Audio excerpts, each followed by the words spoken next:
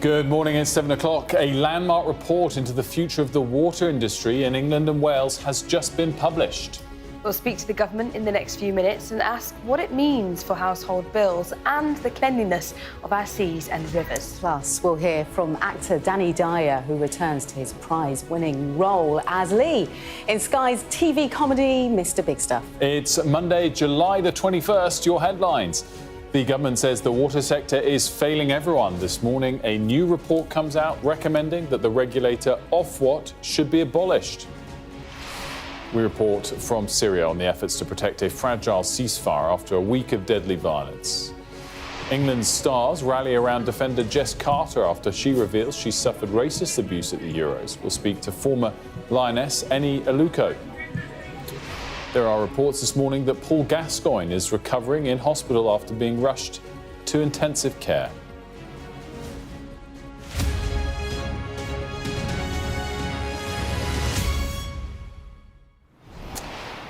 A very good morning to you. Household bills are rising, infrastructure is ageing, and our seas and rivers are drowning in sewage. This morning, a landmark report from the Independent Water Commission has said the regulator Ofwat has failed to do its job and should be abolished. Well, Mari is here to get some of the political reaction to that report in a moment. But first, let's go to our business correspondent, Paul Kelso. He's got the report in his hands. It only crossed an hour or so ago. Paul, give us some of the headlines. Ofwat being abolished is certainly one of them. What will it be replaced with and what will the powers be? That remains to be seen, and we wait to see if the government will support it. All the soundings suggest they will support this, replacing Ofwat, which is currently manages the economic regulation of water. So it oversees the companies, how much they can take as from us in bills, and what they need to spend that money on. Instead of that, a new regulator will take on that economic function as it applies in England, certainly, and add in the water-facing responsibilities of the Environment Agency and Natural England, as well as the Drinking Water Inspectorate. The fact I've had to list 4 regulators there tells you one of the problems Sir John Cunliffe has identified: a fractured system, too many regulators, so one more powerful regulator. A second eye-catching recommendation here is smart metering. We'll do it in this order: lower bills for low-income households, a social tariff, as it's called. That is something that's been looked at in other sectors, including energy, where we've had, of course, families struggling with high bills. This will be a national setting a lower price for lower-income households. How that's funded, how it's defined, a lot to be decided there. Important, this one, on the economic regulation, giving this new regulator powers to block company takeovers, one of the main sources of public and political anger with the water industry has been the profits and dividends that have been extracted, many would say unreasonably, from water companies, while water quality has declined. And that, at the moment, Ofwat has no power to stop buyers, particularly perhaps those currently wanting to buy Thames Water or take over that ailing company. Ofwat has no say. It can't prevent someone coming in if they don't think, frankly, they can do the job. They will have those powers. They'll look at the financing. Are they over-reliant on debt? So some powers there. And finally, something that will, in due course, affect everybody: compulsory water metering. Sir John Cunliffe has recommended. At the moment, about 60% of homes in England and Wales have meters, but only 13% of them are smart meters. Why do we need meters? We need meters, he says, because after the driest spring on record, that's a reminder that demand for water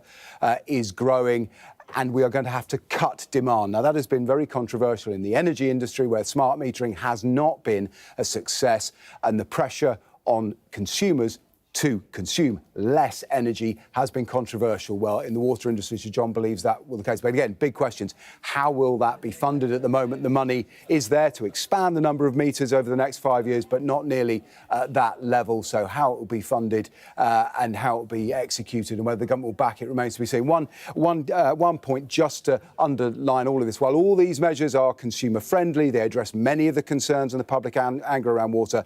A thread through this review by Sir John Cunliffe is that the industry has to be worth it for investors. He wants some of these reforms to make it attractive to the very investors that campaigners have objected to. So while this needs to be a better deal for consumers and the environment, it has to be a better deal, Sir John says, for investors too. Otherwise, our privatised system simply will not work. Paul, really, really interesting. Thanks so much for that. And by the way, we're going to speak to the Minister for Water and Flooding, Emma Hardy, at around 7:15, so 5 or 10 minutes time. Mari's here in the meantime to give some of the political reaction. The report's been out only for an hour. I think a lot of people are still going to ask the same question they were asking yesterday, which is this ambitious enough in terms of, I guess, addressing a lot of the issues that people have really felt for 3 or 4 years now? Yeah, and I think the problem is sewage in our waterways and then the amount of dividends and bonuses that have been paid to water bosses has been, to an extent, a bit of a, let's say, an example or a metaphor, really, for perhaps a broken system in other areas. And people have felt that something is such, as kind of critical as water being such a mess, people felt like, well, what can we get right in this country? And I think that is part of the problem. And Labour is tapping into that, trying to make sure that they are blaming the Tories and talking about this as being a Conservative legacy issue that they are now having to clean up the mess of. And we're going to be hearing from Steve Reid, the Environment Secretary of State, later this morning. He's going to be giving a speech, and that's going to be an initial reaction to the report. You're also going to be speaking to the Water Minister, but also we should get a response in the House of Commons as well from the government. So they're going to be doing a lot of media on this, and this is in part because they feel it's not their fault, and therefore they can try and take the credit for fixing some of it. There's two things that kind of really jump out to what Paul was pointing to there on the political side of things to me. The first is that you might now have ranging prices for customers, which at one point was talked a lot about by Ed Miliband on the energy side of things, and then he seemed to back away from that. So it's interesting if the government does pursue that. Of course, it's just a report at this stage. The other is making clear once again that this has to work for private owners.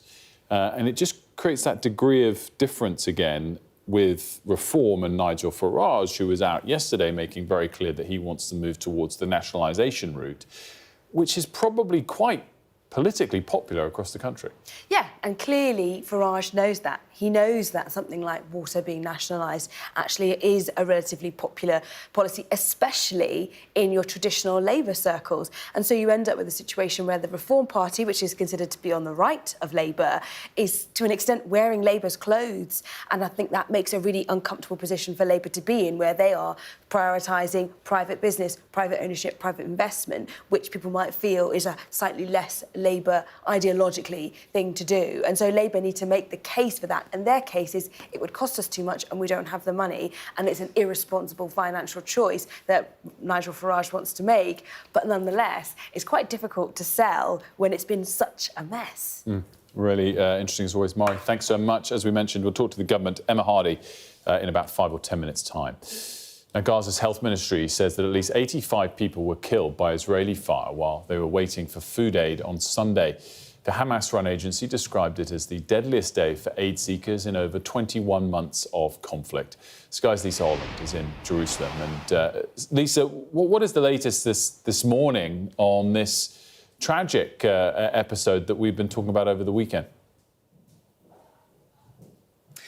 Yes, well, yesterday's incident relates to northern Gaza, close to what's known as the Zakim crossing. Now, reportedly, aid trucks were coming over the border from Israel carrying flour, and thousands of people were desperately trying to reach those aid trucks, and around 100 people were killed when Israel opened fire. Now, Israel has said that it only opens fire when it feels that its forces are under threat. The Gazans say they are desperately trying to access aid. The figure of around 100 totals around 150 people, according to Gazan officials, in the past few days who've died trying to reach aid points. There was an incident back on Wednesday when around 30 people suffocated near an aid distribution site, and then an incident on Saturday when around 20 people were killed, 20 or 30 people killed as a result of shelling.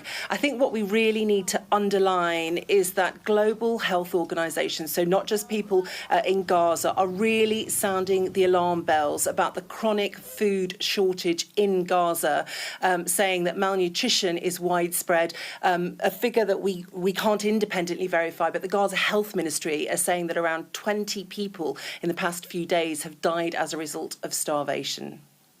Lisa, as always, thanks so much, Lisa Holland, there for us in Jerusalem this morning. Now time for all of the other top stories. Leah's here with those and sticking with the Middle East. Thank you, Wilfred. The Syrian government has begun tentative steps to gain control of the situation in Sueda, where a week of violent clashes is threatening to plunge the country into a renewed crisis. Well, the Sky News team on the ground has witnessed the fears of the civilians inside and outside the city. Human rights groups say more than 1,000 people have now died in the southern province after a week of deadly violence. A mass exodus of armed Bedouin clans in neighbouring areas has left a fragile ceasefire in place.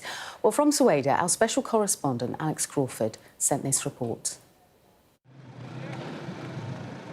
It's a very fragile ceasefire, but ranks of Syrian security forces are now around the besieged city of Sueda.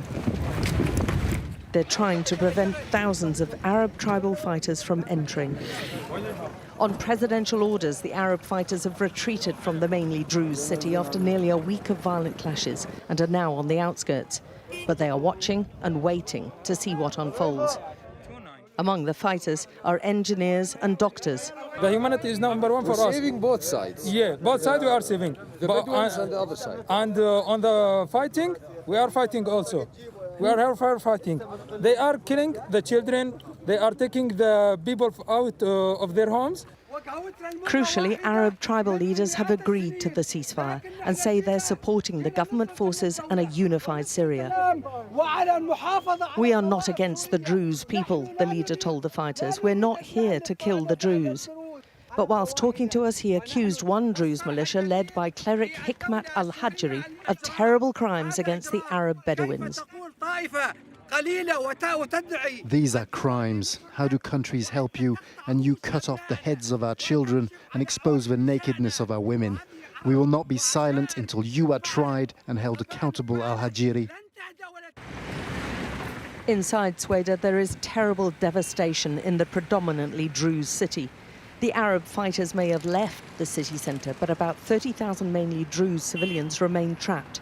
They're deeply distrustful of the new government and its security forces, and Druze militia have taken up sniper positions for fear of further attacks. So far, there's been little aid accepted by Sueda's Druze leaders, including the White Helmets emergency response teams, because of their government connections. But Druze civilians trapped inside who spoke to us through a female action group painted a desperate picture. There's nowhere to escape to. They have to create safe corridors. There's no electricity, no water, nothing. We need safe corridors. Kids need nappies. They need food and milk. Nearly 130,000 people have fled their homes, the UN estimates. We travelled to one near-deserted village just outside Sueda, where Bedouin and Druze minorities lived side by side before the clashes. Little more than a handful of people now remain. This Druze family say 10 of their relatives in Sueda were killed in the violence, and they want justice. We are the sons of one country. People who break the law, who are violent, should be punished by the government. That's what we want. The area's key government official tries to reassure them. The soil of this country is for everyone. It won't be divided. But right now, few are reassured, and there are fears it won't take much to shatter this shaky ceasefire and plunge the south back into violent chaos. Alex Crawford, Sky News, in Sueda province. And you can catch Alex Crawford's reports again tonight in our World News special on the Syria clashes. That's at 9 o'clock this evening. Now let's take you through some other stories making headlines this Monday. 6 people have been arrested after a group once again protested outside the Bell Hotel in Epping, understood to be housing asylum seekers. It comes after a man was charged with violent disorder and criminal damage on Thursday. Self-driving taxis and buses could hit UK roads by next spring, with a public consultation now open. The government says the technology could create 38,000 jobs and be worth £42 billion by 2035. And parts of the UK could see half a month's rainfall in a day, with lightning, hail and gusty winds also forecast. A thunderstorm warning covers the south and east of England until tonight, and the unsettled weather is expected to remain for the week ahead. But despite all of that rain, the latest hosepipe ban is now in force. And nearly 1 million Southern Water customers are impacted by restrictions across Hampshire and the Isle of Wight due to prolonged dry weather. Now, the former England footballer Gaza, Paul Gascoigne, has been admitted to hospital reportedly after being found collapsed at home. Ashna's here with more on what we know so far about really one of the greats of our lifetime. Yeah, much adored football legend. So I think many people at home will be a bit concerned by hearing this. But news being reported by the Sun newspaper, it's on their front page today, that the 58-year-old was found collapsed and semi-conscious by one of his friends on Friday night in his bedroom down in Dorset. He's believed to live in the sort of Poole and Dorset area. And he was promptly taken to intensive care over the weekend. We understand that that friend drove him to hospital and told the newspaper Paul is in hospital, which is the best possible place for him to be right now. It's a particularly tricky time for the legend. People will know, who have followed his great career, that he has struggled so very much in the past with a kind of ongoing and working through of some substance abuse, particularly evolving around alcohol. But his personal company shut down at the beginning of this month after failing to file records, and he admitted, just in light of that kind of alcohol situation that he's been struggling with and battling with for a long time, self-admittedly. He admitted in an interview in 2021 that he will always be an alcoholic. In a podcast last year, he described himself as being a sad drunk. So in contrast to what we, I include myself in that, I'm a Tottenham fan, remember him for playing and you know, having such great memories associated with him.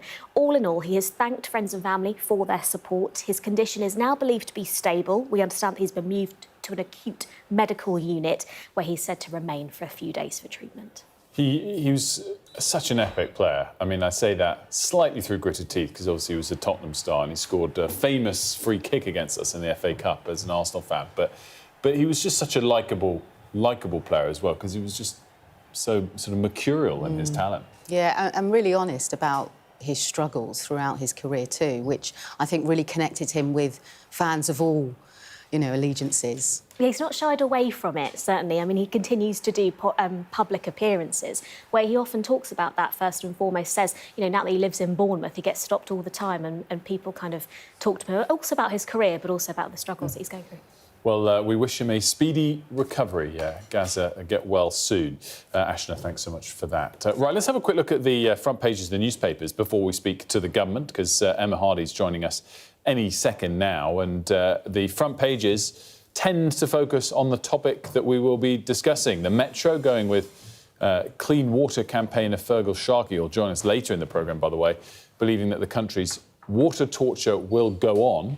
The Telegraph features a story on that story as well, saying that legal powers to protect customers from overcharging by water will be introduced. And the Times going that household water bills will keep rising into the 2030s. Let's talk about all of this now with Emma Hardy, who's the Parliamentary Under-Secretary for the DEFRA, for Department of Environment, Food and Rural Affairs. Very good morning to you. Good morning. Thanks for joining us. Thanks for having me on.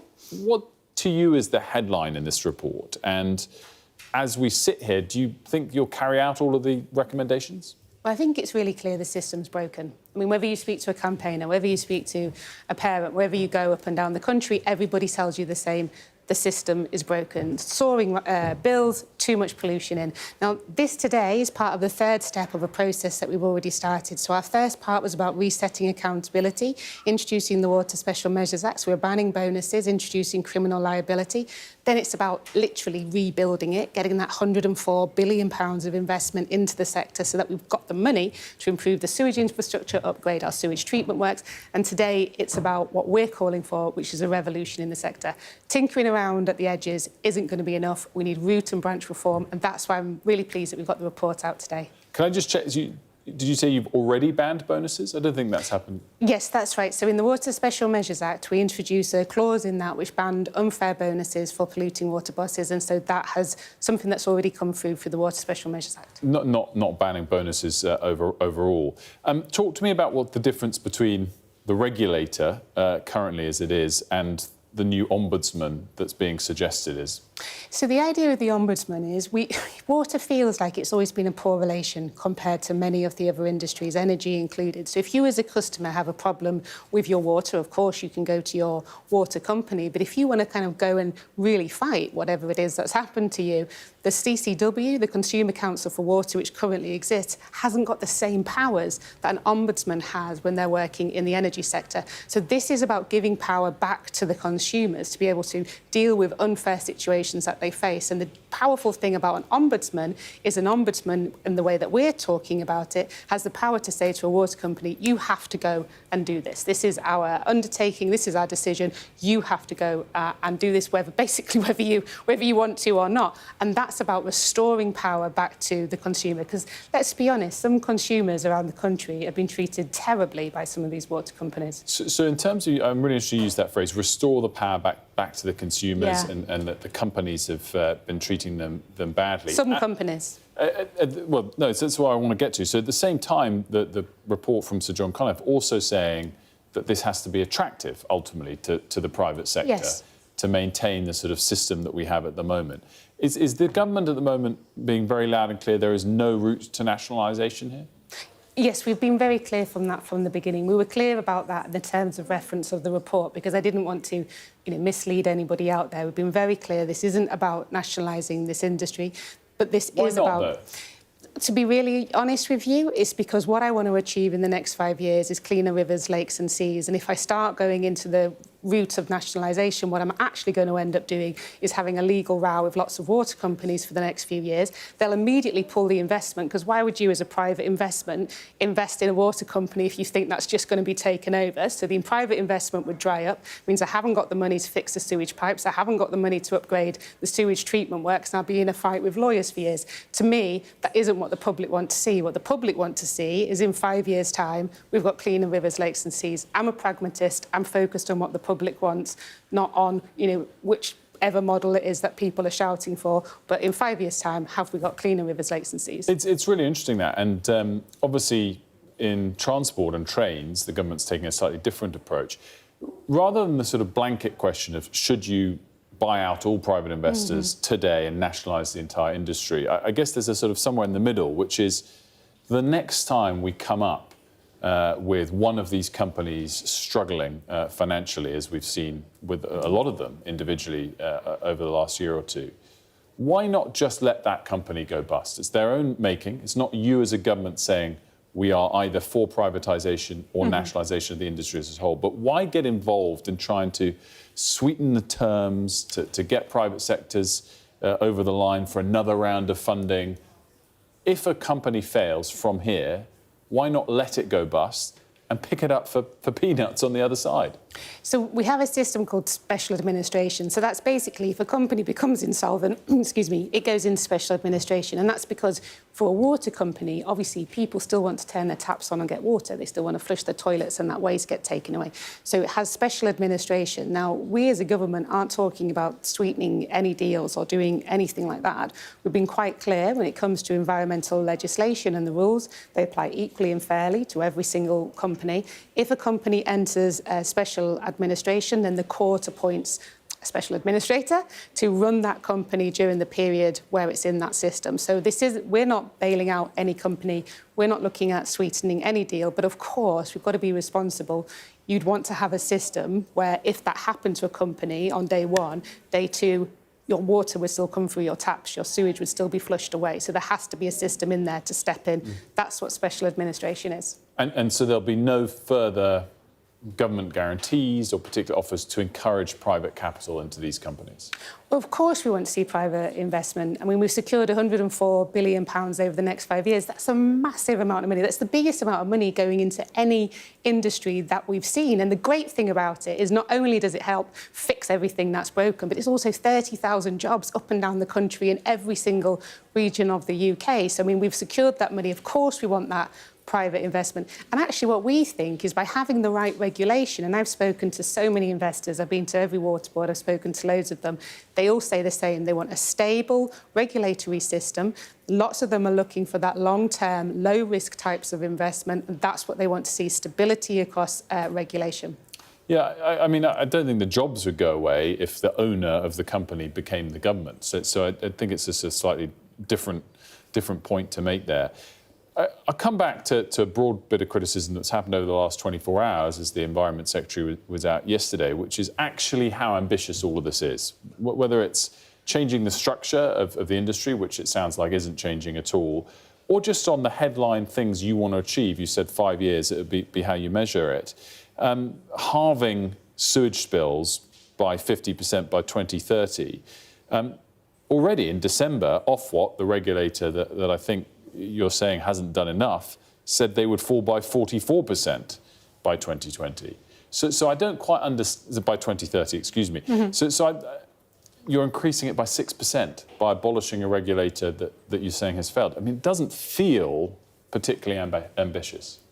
Well, I'm pleased you've mentioned this because it gives me a chance to clear up something I was seeing all over social media yesterday myself. So Ofwat's target is based on data from 2021. That's when we had an 87% coverage of the entire network. We're having our baseline data from 2024 because that's when we had 100% coverage of the entire network. So we're saying once we've covered the entire network, so we know how much sewage there is, because if you're only covering 87%, you don't know how much sewage there is. So we're saying it from the point at which we had 100% coverage of the network. That's our baseline target, and that shows where we want to get to in the next 5 years. So then you can judge us on something which is more accurate because it's covering the entire network. So that's why we've used 2024 as our baseline. That's why Ofwat was talking about 2021. So it's kind of like apples and pears. They're not quite comparable because we're looking at when we've seen the entire network. I think that's the fair and right thing to do, is to say judges on measuring the whole thing rather than part of it. But you're happy that halving, rather than abolishing, sewage in our rivers by 2030 is ambitious enough? It's a staging post. I want to be really clear about that. I'm not happy about leaving sewage in rivers, lakes and seas, obviously not. But what we're saying is in 5 years, this is a staging post. This is where we'll get to. You know, we want a decade of national renewal. We want to restore all our rivers, lakes and seas to good environmental health. But we're going to need a decade in which to do that. So this 5-year target is a staging post. We'll cut it by 50%. Hopefully, we'll get elected again and then we can finish the job. And just finally, in terms of sort of different pricing, means-tested pricing, it sounds like is being suggested. Those on lower incomes should get lower water prices. Where does the government stand on that? Is that something you expect to embrace? And it sounds like in other areas, energy in particular, it was thought about, discussed within this government and then rejected. So why would water be different to electricity? So at the moment, each water company has a social tariff system. So every different water company operates their own social tariff. Now, some water companies, to be fair, are quite generous and some shareholders put their own money into supporting those on a social tariff.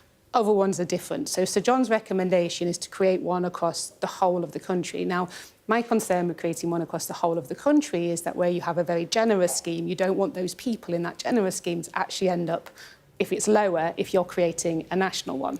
So I've been going around speaking to each and every individual water company to say, what are you doing to support people on lower incomes? I'm really pleased. In December, they announced they were doubling the amount of social tariff, but I've been talking to them about things like automatic registration. How do you identify people in need? How do you communicate with them? How do you make sure they know about all of the different levels of support that are available? So I think social tariffs exist.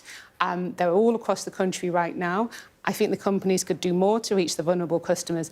Sir John's recommendation is slightly different because he's talking about a national one, but there is one that already exists, and anyone struggling who's listening, please do contact your water company. There is help available. Emma Hardy, thanks so much for joining us. Very interesting. Thank you. Let's have a look at the weather now. Breathtaking views with clear skies ahead. The weather. Sponsored by Qatar Airways.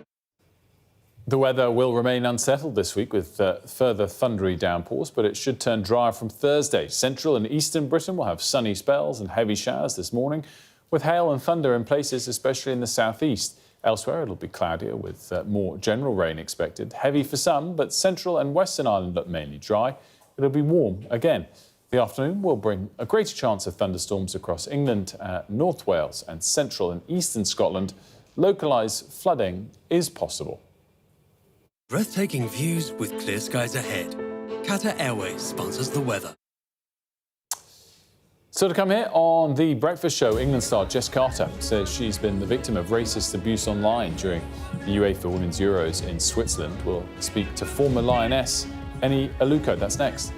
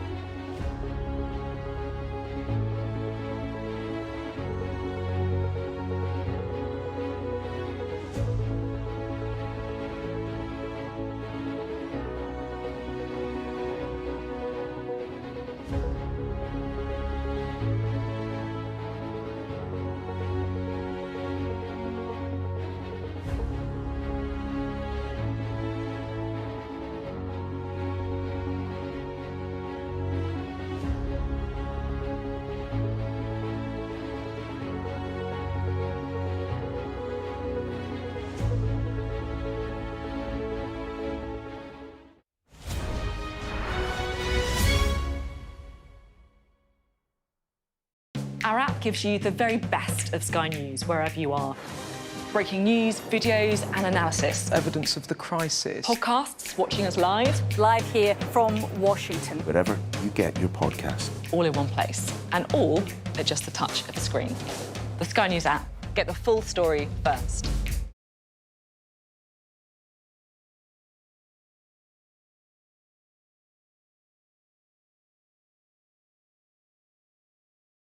I'm Stephen Murphy, and I'm Sky's Ireland correspondent based here in Dublin. The waters of Ireland and Britain should be home to great white sharks. If there are great white sharks in this area, there's no reason they wouldn't come here to feed. It's basically a buffet on a beach. This could be not only a record-breaking storm, but potentially the most dangerous storm ever to hit Ireland.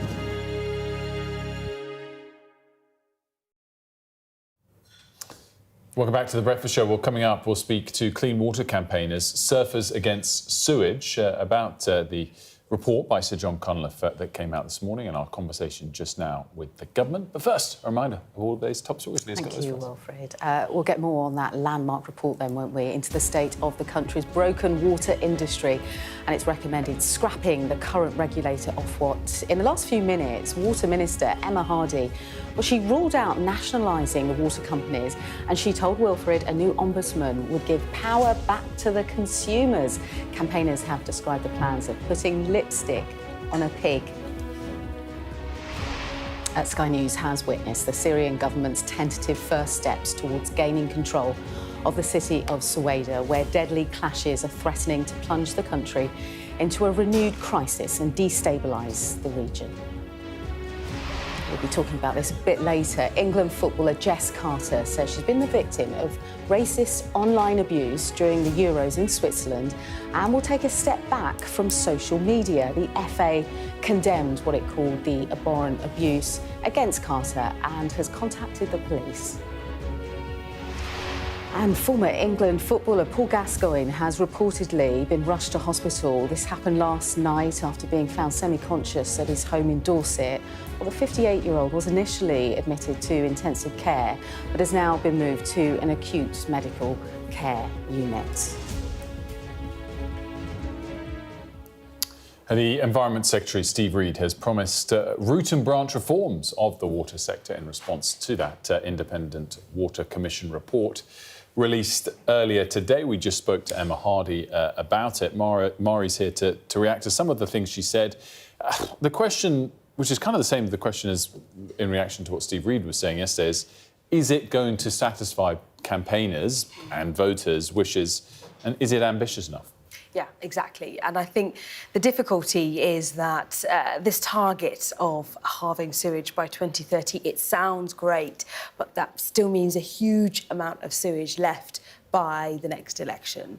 And what they keep talking about is this decade of national renewal, which we keep hearing. Of course, the difficulty will be if they don't win the election, then they won't essentially finish the job, is what they're kind of the rhetoric that they're using. But also, people might see the figures in 5 years' time or 4 years' time when there's an election, and they might be asking themselves, is that it? And I think that is always the danger with Labour. But nonetheless, they are trying to say that they are being pragmatic and honest and saying what they can achieve rather than promising the earth and then under-delivering, which is what undermines trust in politics. They are trying to say that they are being realistic and honest and therefore encouraging people to say that actually Labour is perhaps a more trustworthy party than their predecessors. But I think the interesting element in your interview with Emma Hardy as well was on that debate around social tariffs.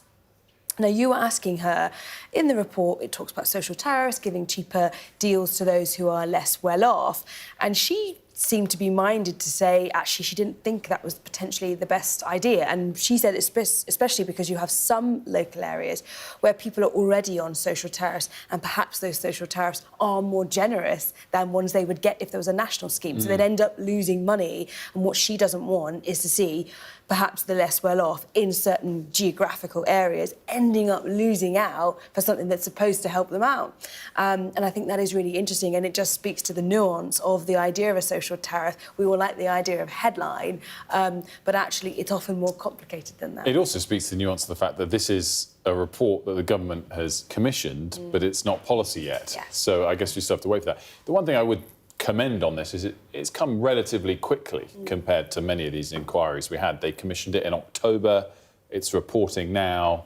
They're expected to introduce a white paper in the autumn. I mean, a year turnaround time for all of that. It's not the pace of a Ferrari, but relative to a lot of stuff in this country. For government, it's actually quite fast. Yeah, exactly. So I guess we've got to count that as a bit of a success. Let's talk about it now with a campaigner in this area. Josh Harris, she's from the charity Surfers Against Sewage. She joins us from Cornwall. Josh, great to have you with us. Thanks for joining us. What do you make of the headlines coming out of the report?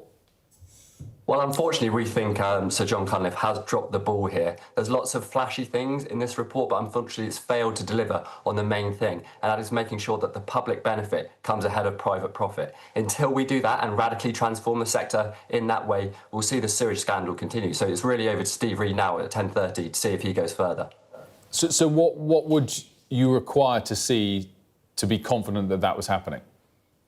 It's essentially what I said there. We need the public benefit to come above private profit when it comes to the finance and ownership model of these water companies. We've had 35 years of the privatisation model as it is now, and we've seen the impact that has had on our waterways across the country. I mean, my local surf spot today has a sewage discharge again, the start of the summer holidays. We're seeing this again and again. And until government gets a handle of this main thing, which is that the profit industry, profit in the sector has hammered the industry, then we won't see the change that we need.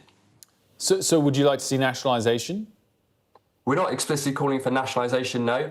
We think that public benefit just has to come ahead of private profit. So water companies can make profit if the public benefit comes first, so public health and the environment, but that should always be a secondary objective.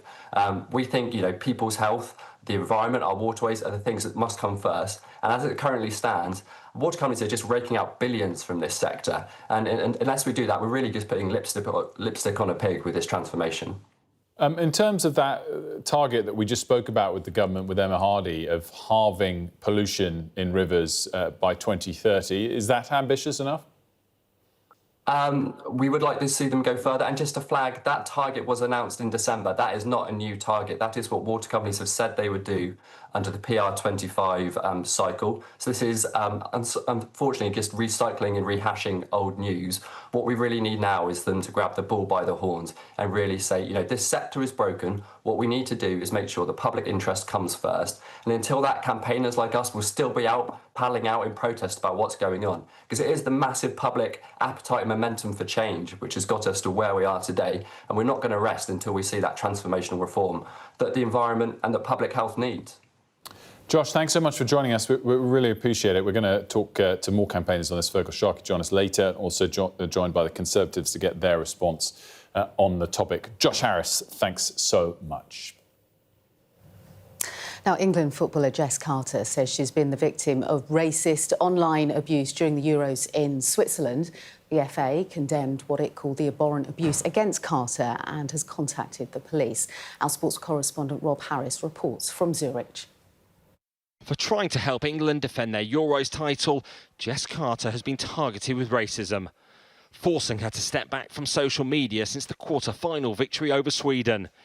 Issuing a statement and hope those behind the hatred think again and other black players don't have to suffer. The defender wrote, "From the start of the tournament, I have experienced a lot of racial abuse. Whilst I feel every fan is entitled to their opinion on performance and result, I don't agree or think it's okay to target someone's appearance or race." There was a swift show of solidarity from the Lionesses. Troubled, it's a growing problem. I think we all know that any player of colour that's played for England has probably gone through racist abuse. That's a sad fact in this day and age. The bigger the sport's got, it seems to be that more abuses come as well. And I think, especially in women's football, the online abuse seems to be getting worse and worse. What is your message to the social media firms who aren't fully eradicating this racism, and to those online, often behind anonymity, who are sending, as your team statement said, online poison? The social media platforms need to be held accountable more so. People need to be held accountable for their actions, whether it's in person or online. I think more can be done and more should be done. New online safety regulations are being introduced throughout the year in the UK, and the Prime Minister, Sir Keir Starmer, said, "There is no place for racism in football or anywhere in society. I stand with Jess and the Lionesses and any players who have suffered racism on and off the pitch." The Football Association hopes the perpetrators of the racist abuse are brought to justice.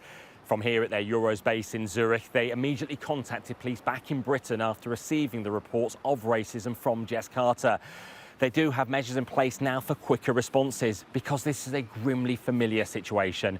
Men's and women's players from England teams have been facing abuse over the years, and the head of English football's anti-racism body, Kick It Out, is concerned that social media firms are just not doing enough. I watch every England game at every tournament with the fear that after the match there's going to be abuse of a black player. It's got worse on social media, not better. X is undoubtedly the worst. It has become no holds barred. With Instagram, it's much more in the direct messaging. When the Lionesses play their Euros semi-final against Italy, they will no longer take the knee, but stand again. They say football needs to find another way to tackle racism. And by speaking out, Jess Carter hopes to inspire positive change, while now focusing on trying to win another trophy. Rob Harris, Sky News, Zurich. We're going to take a quick break here on The Breakfast Show. When we come back, a golden moment for athletes 28 years late. We'll be speaking to one of the World Championship gold medalists finally receiving his award from 1997. That story next.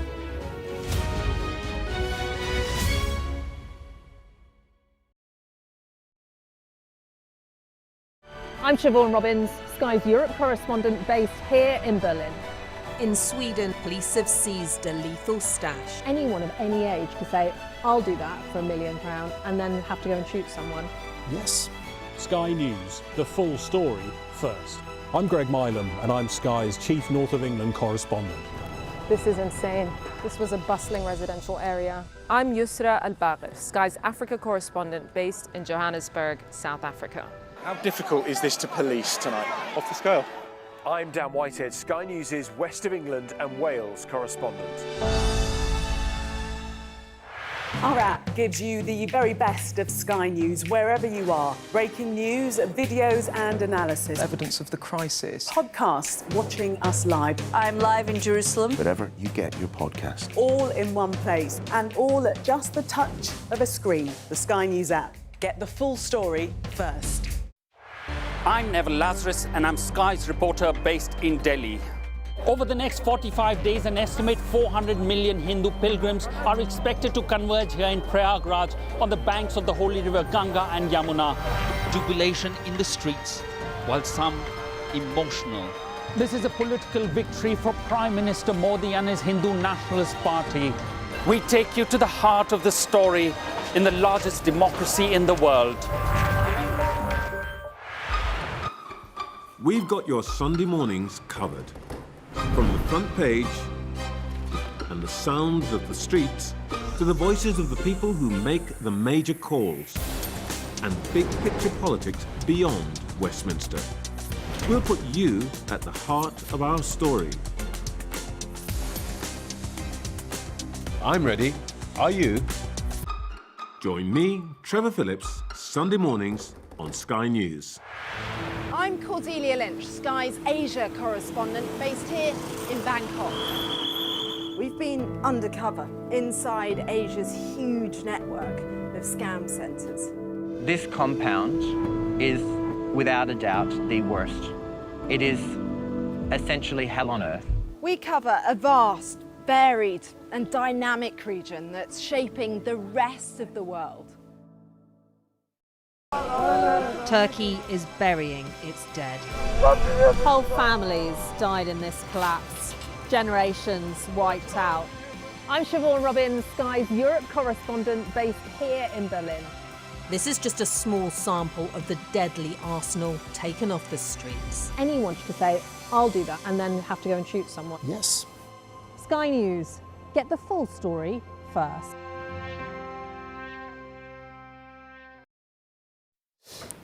Welcome back. Well, it took 28 years, but Great Britain's men's 4x400 metres relay squad have finally got their gold medals from the 1997 World Athletics Championships. The team finished second to the USA at the event in Athens, but the Americans were later stripped of first place as a result of an anti-doping violation by a team member, and it meant that the British lineup were upgraded to world champions. Almost 30 years on, amazing. They finally got the gold medal yesterday, or over the weekend, I think it was. So let's bring in Roger Black, who was one of those team members. Roger, great to have you with us. Thanks so much for joining us. Is this too little, too late, or is it a wonderful moment that you've got to enjoy? Do you know, honestly, it was, if I'm being honest, it's probably a bit of both. But as I sit here today, it was a wonderful moment on Saturday to be given these retrospective gold medals in front of 60,000 people in the London Stadium, the Olympic Stadium. And the reception we got to stand on the rostrum, we got to get the medals from Sebastian Coe, we got to turn and sing the national anthem. And it was a great moment. But you know the best thing about it? We had our family, our kids were with us. You know, we didn't have kids back in those days. I think Jamie Bolch had a little one. And that was really special, really special. But as wonderful as that was, what we didn't get 28 years ago was to stand on top of the rostrum in the moment, just after running the race. Roger, it's Leah here. Great to have you with us on Breakfast. Hi. Hello. So what do your kids then make of you being a gold medalist? Well, well, kids, it's a long time ago. You know what was lovely? I think that was a great moment for them because they allowed our families to come down onto the track and be right in front of us. And I think it became reality for them because they've grown up with you know, dads who used to run a long time ago. And of course, they know what we used to do. But they haven't necessarily actually felt us being in the stadium with 60,000 people, you know, cheering our names. So I think it was a great moment for them, but it was particularly nice for all of us, I have to say. It must be really fascinating because I know you obviously, it's your second gold, and you got to have that moment of glory that you've just outlined without the pressure preceding it as well. I mean, did you miss the pressure? I mean, obviously, when you win, the pressure must have been great to go through, but equally, was it rather enjoyable just to have the glory? I'm very fortunate. I'm I had stood on top of the rostrum 6 years ago at the World Championships with 3 other athletes, Chris Akabusi, John Regis and Derek Redmond. That was an amazing moment. I didn't get to do that with the 3 guys 28 years ago. I did get to do it on Saturday. And I think it's sharing that moment with people that is what makes it special, especially in a relay team. But it wasn't the same. It wasn't the same as running the race, crossing the line first, getting those medals. And then actually, I was thinking, what's the biggest difference? What we lost wasn't the medal. What we lost was coming back to Britain after that race as world champions, especially the other 3, because I had it before. And that our lives would have been slightly different. So as wonderful as it was on Saturday, and I can honestly say British athletics did a wonderful job. It was a really special moment. It wasn't the same as if we'd stood on top of the rostrum 28 years ago, if I'm honest. Roger, big question then. I'm always curious about this. Where does the gold medal go and how do you fill your time now? Is it pool and darts? Yeah, what do you do? Pool and darts, it is, yeah. That's about all I can do now. That's a really good question. The medals tend to be either in a box. I make my living speaking at conferences around the world. And so my Olympic silver medal does stay with me, travels with me. But all the other medals, and this one, which is here, which is the sort of replica one they gave us the other day, it won't be hanging up anywhere. If you walked into my house, you wouldn't know. You maybe in the toilet you might see the odd photo, but yeah, the memories are here, and the memories will always be there. And my athletic career is something that in many ways will always define me, as it will with all Olympians. And I'm one of the fortunate ones. I got to stand on the Olympic rostrum 3 times. I got to now, be called a world champion twice. But more importantly, I got to share it with other people, and that's what's special about the relay. You're not standing up there alone. You're standing up there with on Saturday with 4 friends, and that's why it lasts forever. So although we never got the medal 28 years ago, the bond that we've had between all of us has always been there. And what Saturday did was just make it extra special. So the medal will go away with all the others, won't come out, except some of mine do when I'm speaking. But the memories will always be in my head.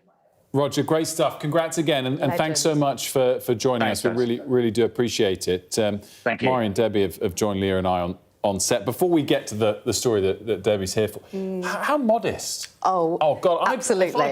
If gold medal, would you put it on show? I would just wear it. I'd have it right here. Yeah, same. I'd be like, sorry, what? I agree. Exactly. So every it slipped out. Mari, would you have a gold medal on show, or a big award if you got it? Yeah, I mean, don't people put it in the loo? Yeah, exactly. Well, not Roger Black. So there we go. Very, very, very interesting. Right, we're going to switch and talk about the story why Debbie is here, and that is Sky series, the Mr. Big Stuff, and the rivals. Danny Dyer has secured a BAFTA for this last year, and a new series is coming out. Here's a little taste of it. Lee, what's that? Number 32, we're throwing it out. Why'd you need it? Maureen, the yogurt parts, they go in the brown bin, don't they, my darling? Comes in handy. Yuck. Rude. Should we just break in? Get stuff forward over. Somebody knows. Oh, you what? Me and Kirsty, we're your family. Remember, we love you. As I said, Debbie's here to talk a little bit about this. And this is a hugely successful Sky comedy. As we said, won a BAFTA, right, the first series? Brilliant show. And season 2 is coming... Season 2 is coming out this Thursday. Okay. So season 1 was all about these estranged brothers. One is living in Essex and he's living his best suburban life, getting ready to get married, working in a carpet shop, and then all of a sudden his older brother comes barging back into his life with his dad's ashes in a tin as he walks on in. And that, of course, is Danny Dyer. He got his first ever BAFTA nomination and now his BAFTA win as well, all from Mr. Big Stuff. And of course, we've seen him in The Rivals, we've seen him in Mr. Big Stuff. He's had a massive few years for him. At the moment, it's kind of just a Danny Dyer era. And you've been catching up with him? I've been catching up with him, and as you can tell, I have a bit of a strong accent. And so whenever I see a strong accent on TV, I always want to ask that person about using their own voice. And so this is what he had to say about using the Cockney accent. I think it's dying out, unfortunately, the Cockney accent, and it's quite a sad thing, yeah. I feel like my generation's really the last ones that speak the way I do. I think it just happens in time, doesn't it? New generations come through, they have different influences, so, you know, being from East London, I think it's got a different twang to it. Like when you were growing up, were the arts accessible to you? Like, because when you're talking about that, like a lot of times we don't see working class on screen. Not really, not as much. I think it's worse now, which I feel is a sad state of affairs. I don't know why that is. Everything's become quite elite. He says as well in our chat that he wants to try and make the arts a little bit more accessible to working class. So that is his goal over the next few years, he said. But once it all calms down, because he's filming season 2 of Rivals at the same time as promoting this as well, so it's a busy time for him. And in terms of the series itself, it's 6 episodes, is it, that's coming out on Thursday? Yeah. Or is it going to come out week on week? Yeah, so it's they all come out on Sky Max and as well as now. So bit by bit on Sky and then as well available on now as well. But actually, one part that we were talking about is in season 2, there's an actor called Harriet Webb. She plays Kirsty in the show, and the whole point of season 2 arc for her is that she gains confidence about a certain product that she wears on her body. And it got me thinking as well that for myself, I always wear this ring because it reminds me of my family. And I go, okay, so if you need a bit of confidence, you wear this ring and you remember. So I asked the Danny Dyer as well, I was like, is there any specific thing for him that gives him confidence? And here's what he had to say about his. I've got Harold Pinter as a screensaver on my phone. I love that. I always feel that he's sort of looking down on me or close to me, or so I like to just feel that he's around me. You know what I mean? Yeah. I probably should have one of me kids.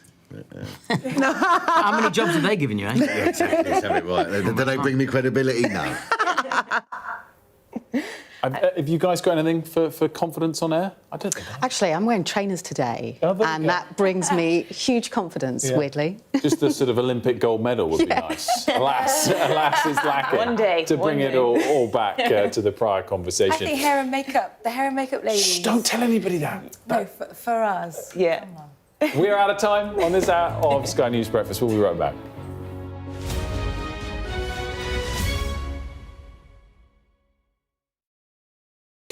We are under Israeli military restrictions in terms of some of the things that we can film, but it's important to be in there.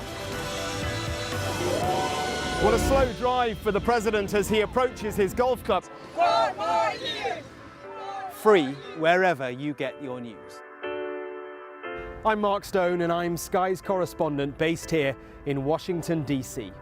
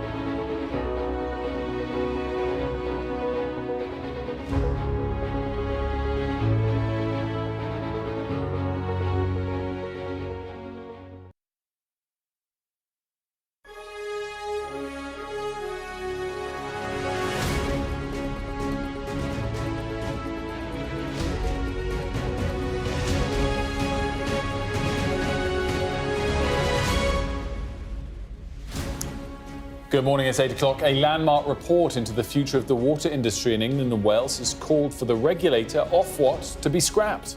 Within the last hour, the government told us they were giving power back to consumers. We'll find out shortly if the Conservatives agree. Plus, we'll be discussing why black women face disproportionately high risks during pregnancy. It's Monday, the 21st of July. Your headlines. The government says the water sector is failing everyone. This morning, a new report recommends the regulator Ofwat should be abolished. We report from Syria on the efforts to protect a fragile ceasefire after a week of deadly violence.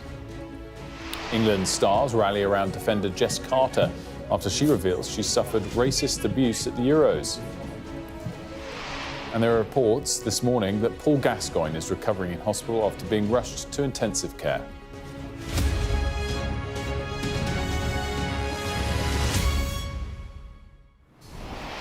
A very good morning to you. Household bills are rising, infrastructure is ageing, and our seas and rivers are drowning in sewage. Well, this morning, a landmark report from the Independent Water Commission has said the regulator Ofwat has failed to do its job and should be abolished. But the government told this programme that nationalisation is off the table. We're going to talk to Mari about all of the political implications of this in just a moment. But first, our business correspondent Paul Kelso has been pouring through this water report and brings us the key takeaways. Hey, Paul. It's not raining, it's pouring this morning, Wilf.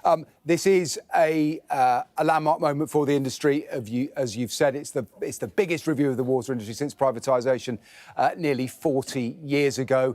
We've distilled it down to some of the key recommendations we can run through at the very top here. First of all, replacing Ofwat, the current regulator, with a single integrated regulator. What does that mean? Well, currently, Ofwat looks after the economic regulation of the water industries, how the companies operate, what they can set bills, what they can take out in dividends and the like. The environmental regulations are handled by the Environment Agency and Natural England in England, and there's a drinking water inspectorate too. So Sir John Cunliffe is recommending one regulator that handles all of those responsibilities. And Ofwat here is a victim, in part, of its success in keeping bills down for the last 20 years. Bills simply have not risen, not even in real terms, until the last couple of years. But a consequence of that has been a lack of investment in infrastructure, for which we're all now paying the price. Second key thing, lower bills for low-income households, a social tariff as it's known at the moment. If you're struggling to pay a bill in Yorkshire, you get a different amount of support to as if you were down in the southwest. So he's recommending a national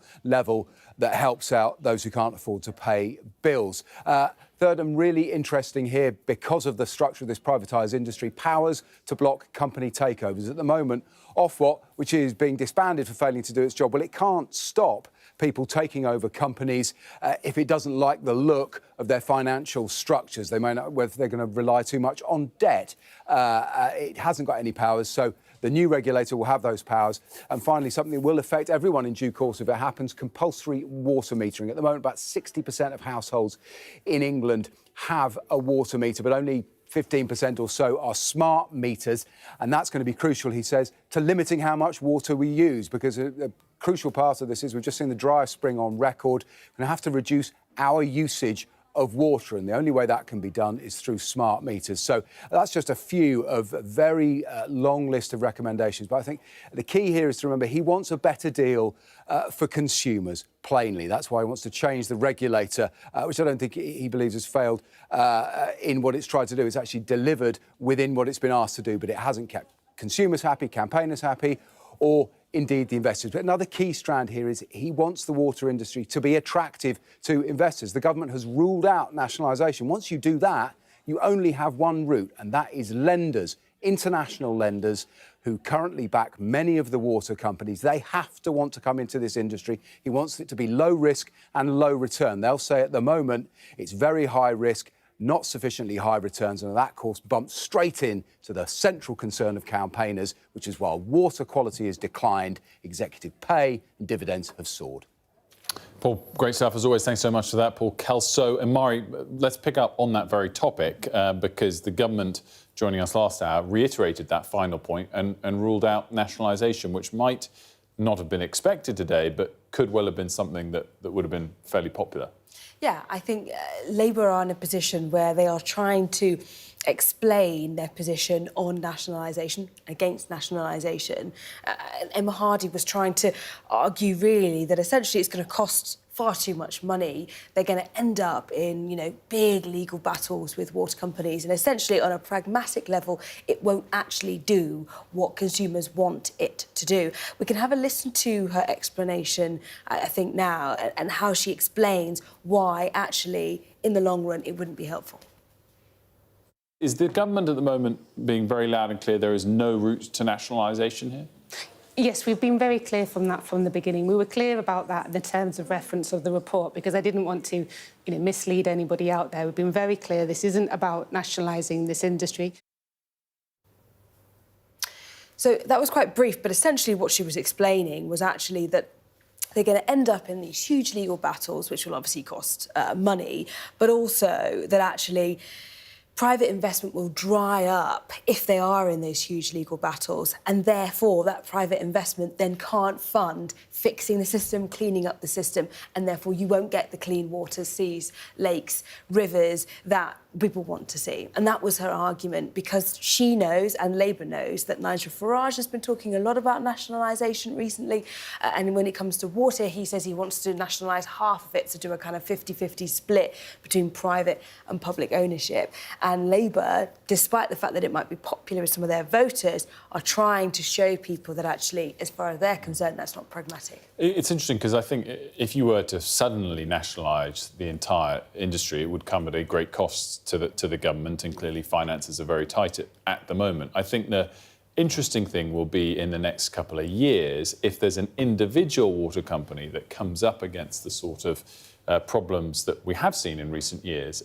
Does the government sweeten any terms for private investors to bail out that company or keep it going under current plans and current ownership, or do they just let it go bust and pick up the pieces afterwards? That I think will be the more pronounced moment to see where the government sides on this, because at the moment it's kind of slightly confusing. We definitely want private ownership, we're against nationalisation, but then this report as well saying that we want to tip the balance back in favour of the consumer as opposed to the company. So it's sort of unclear exactly where the dust will settle on this. Mara, great stuff. Thanks very much. Right, let's get all of the day's other top stories now. Leah's got those for us.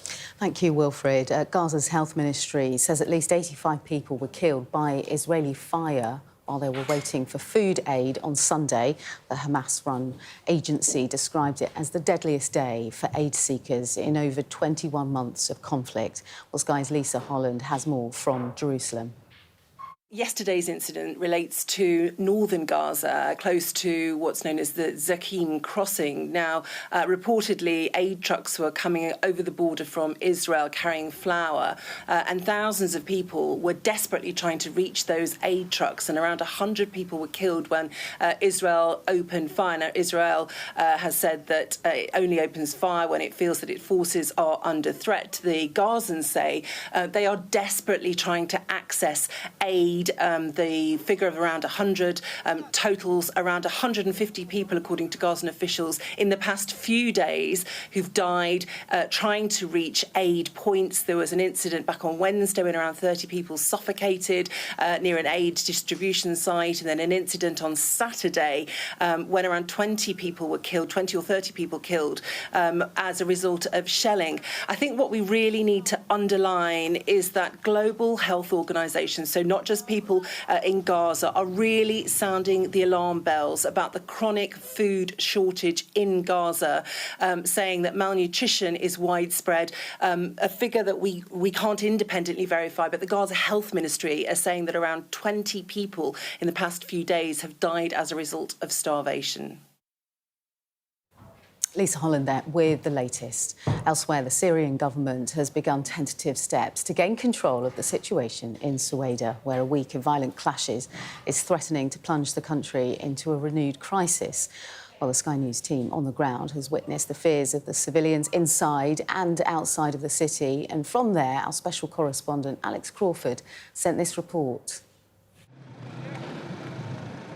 It's a very fragile ceasefire, but ranks of Syrian security forces are now around the besieged city of Sueda. They're trying to prevent thousands of Arab tribal fighters from entering. On presidential orders, the Arab fighters have retreated from the mainly Druze city after nearly a week of violent clashes and are now on the outskirts. But they are watching and waiting to see what unfolds. Among the fighters are engineers and doctors. The humanity is number one for us. Saving both sides. Yeah, both sides we are saving. The Bedouins and the other side. And on the fighting, we are fighting also. We are here fighting. They are killing the children. They are taking the people out of their homes. Crucially, Arab tribal leaders have agreed to the ceasefire and say they're supporting the government forces and a unified Syria. We are not against the Druze people, the leader told the fighters. We're not here to kill the Druze. But whilst talking to us, he accused one Druze militia led by cleric Hikmat al-Hajri of terrible crimes against the Arab Bedouins. These are crimes. How do countries help you and you cut off the heads of our children and expose the nakedness of our women? We will not be silent until you are tried and held accountable, al-Hajiri. Inside Sweda, there is terrible devastation in the predominantly Druze city. The Arab fighters may have left the city centre, but about 30,000 mainly Druze civilians remain trapped. They're deeply distrustful of the new government and its security forces, and Druze militia have taken up sniper positions for fear of further attacks. So far, there's been little aid accepted by Sweda's Druze leaders, including the White Helmets emergency response teams, because of their government connections. But Druze civilians trapped inside who spoke to us through a female action group painted a desperate picture. There's nowhere to escape to. They have to create safe corridors. There's no electricity, no water, nothing. We need safe corridors. Kids need nappies. They need food and milk. Nearly 130,000 people have fled their homes, the UN estimates. We travelled to one near-deserted village just outside Sweda, where Bedouin and Druze minorities lived side by side before the clashes. Little more than a handful of people now remain. This Druze family say 10 of their relatives in Sweda were killed in the violence, and they want justice. We are the sons of one country. People who break the law, who are violent, should be punished by the government. That's what we want. The area's key government official tries to reassure them. The soil of this country is for everyone. It won't be divided. But right now, few are reassured, and there are fears it won't take much to shatter this shaky ceasefire and plunge the south back into violent chaos. Alex Crawford, Sky News, in Sweda province. And you can catch Alex Crawford's report again tonight in our World News special on the Syria clashes. That's 9 p.m. this evening. Now let's take a look at some other stories making news this Monday for you. And 6 people have been arrested. This is after a group once again protested outside the Bell Hotel in Epping, understood to be housing asylum seekers. It comes after a man was charged with violent disorder and criminal damage on Thursday. Self-driving taxis and buses could hit UK roads by next spring, with a public consultation now open. The government says the technology could create 38,000 jobs and be worth £42 billion by 2035. Parts of the UK could see half a month's rainfall in a day, with lightning, hail and gusty winds also forecast. A thunderstorm warning covers the south and east of England until this evening, with the unsettled weather expected to remain for the week. But despite all of that rain, the latest hosepipe ban is now in force. Nearly 1 million Southern Water customers are impacted by restrictions. This is across Hampshire and the Isle of Wight, and it's all due to the prolonged dry weather. Well, the former England footballer Paul Gascoigne has been admitted to hospital, reportedly after being found collapsed at home. Let's get more on this with Ashna, who's been digging into what we know so far. Well, many people, I think, will be watching this, wishing him well. 58-year-old, much adored football legend was admitted into intensive care down in Dorset on Friday night after being found partially semi-conscious, collapsed on his bedroom floor by his friend. His friend drove him to hospital down in Dorset, where he was promptly admitted. He told the newspapers, being reported by The Sun, this is their splash this morning, that that is the best possible place for him to be right now. A tricky time, personally, especially at this moment, at the beginning of July. His personal company was shut down because they failed to report finances in recent years and months.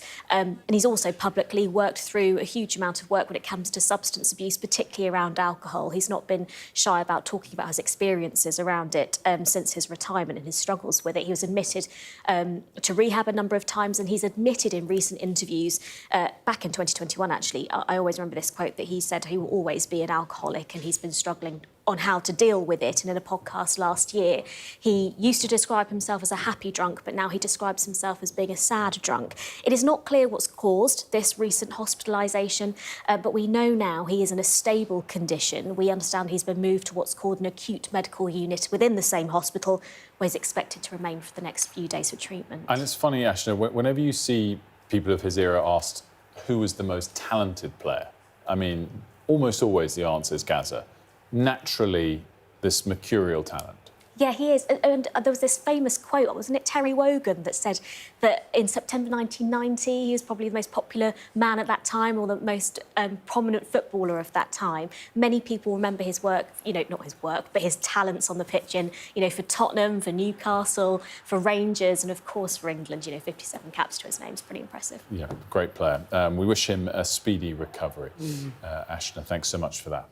Thanks, Ashna. Now, England footballer Jess Carter says she's a victim of racist online abuse during the Euros in Switzerland. The FA condemned what it called the abhorrent abuse against Carter and has contacted the police. Our sports correspondent Rob Harris has the latest. For trying to help England defend their Euros title, Jess Carter has been targeted with racism, forcing her to step back from social media since the quarter-final victory over Sweden. Issuing a statement in the hope those behind the hatred think again and other black players don't have to suffer. The defender wrote, "From the start of the tournament, I have experienced a lot of racial abuse. Whilst I feel every fan is entitled to their opinion on performance and result, I don't agree or think it's okay to target someone's appearance or race." There was a swift show of solidarity from the Lionesses. Troubled, it's a growing problem. I think we all know that any player of colour that's played for England has probably gone through racist abuse. That's a sad fact in this day and age. The bigger the sport's got, it seems to be that more abuses come as well. And I think, especially in women's football, the online abuse seems to be getting worse and worse. What is your message to the social media firms who aren't fully eradicating this racism, and to those online, often behind anonymity, who are sending, as your team statement said, online poison? The social media platforms need to be held accountable more so. People need to be held accountable for their actions, whether it's in person or online. I think more can be done and more should be done. New online safety regulations are being introduced throughout the year in the UK, and the Prime Minister, Sir Keir Starmer, said, "There is no place for racism in football or anywhere in society. I stand with Jess and the Lionesses and any players who have suffered racism on and off the pitch." The Football Association hopes the perpetrators of the racist abuse are brought to justice. From here at their Euros base in Zurich, they immediately contacted police back in Britain after receiving the reports of racism from Jess Carter. They do have measures in place now for quicker responses, because this is a grimly familiar situation. Men's and women's players from England teams have been facing abuse over the years, and the head of English football's anti-racism body, Kick It Out, is concerned that social media firms are just not doing enough. I watch every England game at every tournament with the fear that after the match there's going to be abuse of a black player. It's got worse on social media, not better. X is undoubtedly the worst. It has become no holds barred. With Instagram, it's much more in the direct messaging. When the Lionesses play their Euros semi-final against Italy, they will no longer take the knee, but stand again. They say football needs to find another way to tackle racism. And by speaking out, Jess Carter hopes to inspire positive change while now focusing on trying to win another trophy. Rob Harris, Sky News, Zurich. Right, let's talk now to the opposition about today's landmark review into the water sector. I'm joined now by Robbie Moore, who's the Shadow Minister for the Environment, Food and Rural Affairs. A very good morning to you. Thanks for joining us. Yeah, good morning. What's your quick headline take on this report? Well, look, we cautiously welcome the Cunliffe review. A huge amount of detail has gone into it, with 88 recommendations, the key one being bringing all of the regulators together under one single regulator. And the reason we cautiously welcome it is because we don't yet understand or know the detail of what that regulatory framework under one single regulator will look like. And of course, we want to make sure that the investor market is reassured as much as possible, but also making sure that the bill payer is satisfied with the level of service that they would get and water quality improves at the same time. Do you agree with Sir John that Ofwat as a regulator has failed? Well, I think that if you are relying on regulation to carry out not only enforcement but regulation of those water companies, it has to be robust and it has to have teeth. They have to be as strong as possible, which is why when we were in government, we brought out tougher tougher enforcement powers that regulators could hold, making sure that monitoring was increased from the 7% of water company monitoring that we had back in 2010 to 100% in 2023. So we could make sure that those regulators, whether it was Ofwat or indeed the Environment Agency or the Drinking Water Inspectorate, could hold those water companies and the polluter to account as strongly as possible. Do you agree that Ofwat has failed there? Well, I would absolutely say that based on the report that I've had a look at this morning, that there has been failures within the regulatory system. And therefore, it is right that the government of the day make sure that the regulators have got the powers that they needed to do and be able to utilise, which is why when we were in government, we increased those powers and we were advocating as strongly as possible that the regulators should be able to utilise them. So which is why we cautiously welcome bringing all of those regulatory powers, whether they're held by the Environment Agency or Ofwat, or indeed some of those powers being held by Natural England under one single regulator that can then properly hold all of those water companies to account. I guess the implication, therefore, if there's been regulatory failures, is that there were failures of the Conservative government not to do this sort of thing sooner. Well, one of the key things that we need to get on top of was understanding where pollution was happening. I come back to the point that in 2010, only 7% of storm overflows and where sewage was entering our waters, lakes or seas was monitored. We brought that monitoring up to 100% in 2023. We quadrupled the amount of inspections that were able to take place. We made sure that we had that announcement on banning water company bosses' bonuses. We linked dividends to environmental performance. These were all measures that we brought out in 2023. We are now a year into this government. We now have seen a report that's been announced, but what else really has this government done a year into office? And I think the big issue that's being missed today is Steve Reid, on Laura Kuenssberg yesterday, announced that a very lacklustre ambition to reduce sewage pollution by only 50% up until 2030. Now, that's actually weaker than what we announced when we were in government and indeed put in place by £104 billion to reduce sewage pollution. And the Times are reporting that actually Steve Reid's lacklustre approach will result in an additional 20,000 spills over that period of time. We've seen Feargal Sharkey today call for Secretary of State Steve Reid's resignation because he, as a key campaigner on this issue, is not satisfied with what the Labour government have been doing over their 12 months in office so far. I'm not sure Feargal Sharkey had many complimentary things to say about your government either over the years. Just mention as well that Steve Reid actually made that announcement first on Trevor Phillips yesterday on Sky News before interviewing elsewhere afterwards. So you think it's not ambitious enough in terms of the reduction in sewage pollution by 2030. What about in terms of how these companies are treated? Are you supportive that the gist of this suggests they should be remaining fully in private hands and fully able, in the right circumstances, to play to make profit and pay dividends to shareholders? Well, I think having a system which is fully privatised within the water company is something that I strongly advocate, providing that you have a regulatory system that has the enforcement powers, that is utilising those enforcement powers that have been awarded to them by the government of the day, and robustly holding a water company to account. Now, where I do think there has been a slight missed opportunity with the Cunliffe Review is actually ruling out any other opportunity to explore what other systems may look at, so that at least we can get to grips of what the cost would be of looking at a different structure. Like nationalisation? Well, at least either that or part of it. Now, that's not something that I'm advocating for, but dare I say, others are. And wouldn't it have been interesting to properly look at what other structures could have been explored to even to keep the narrative going with properly ruling it out? Now, I absolutely fully So you want to explore nationalisation so you can rule it out? Well, I think there is a narrative that is building amongst opposition parties, not ourselves, because we are fully supportive of privatisation with a strong regulatory system, but a narrative that is being put forward by other parties that is looking at either that route or indeed having a shared 50-50 structure. Now, the government didn't want to, despite having campaigned for this, and I know Steve Reid was previously a strong advocate of this before entering government, but it would have been a route that could have been explored by Cunliffe, even if it was to look at the figures. But I mean, it's interesting that you'd want something explored to rule it out when it hasn't happened for the last 20, 30 years, and what has happened has failed. I mean, the privatisation model that we've had for the last 10, 15, 20 years hasn't worked. Well, I would say that there's about £190 billion of investment that's gone in from private investment, from shareholders into the water industry. So that's the equivalent, over that period of time since about 1990, of the amount of investment that's gone into the NHS.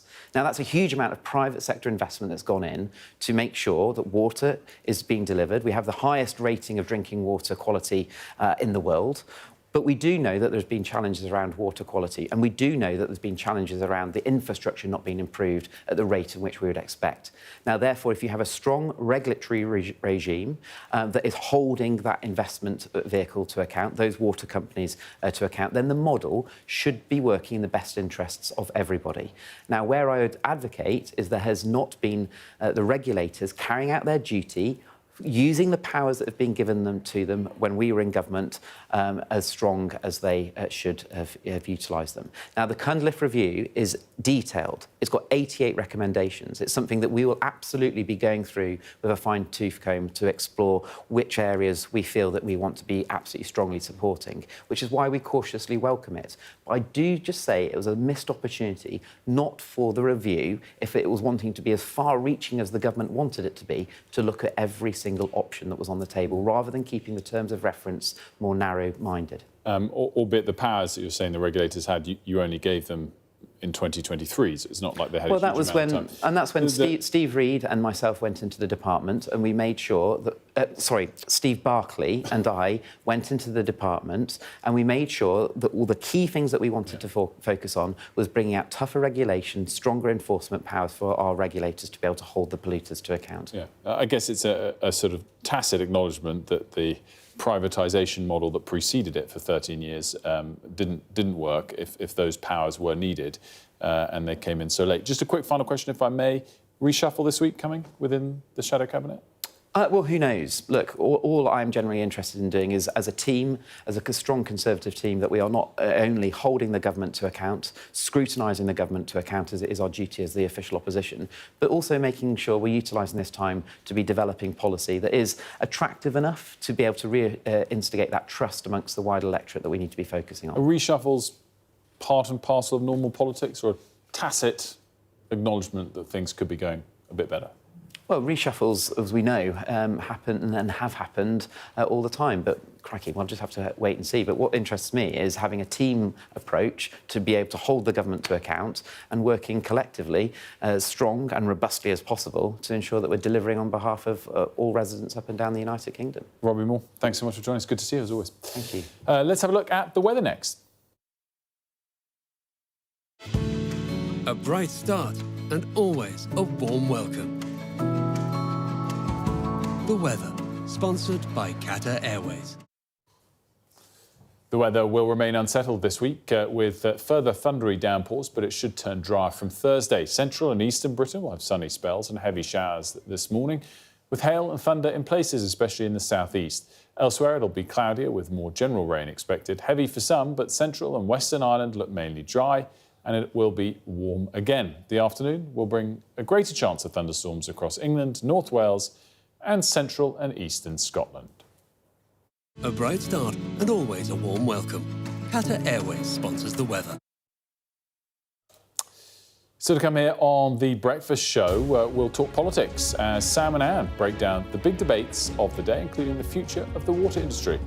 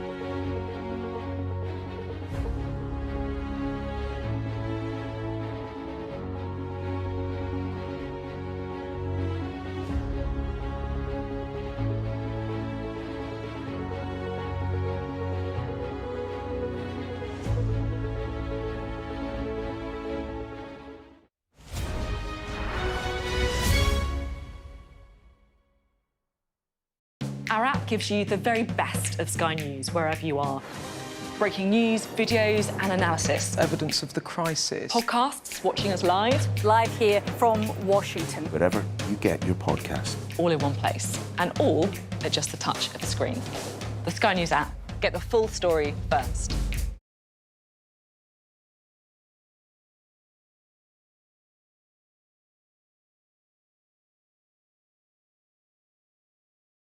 I'm Stephen Murphy, and I'm Sky's Ireland correspondent based here in Dublin. The waters of Ireland and Britain should be home to great white sharks. If there are great white sharks in this area, there's no reason they wouldn't come here to feed. It's basically a buffet on a beach. This could be not only a record-breaking storm, but potentially the most dangerous storm ever to hit Ireland.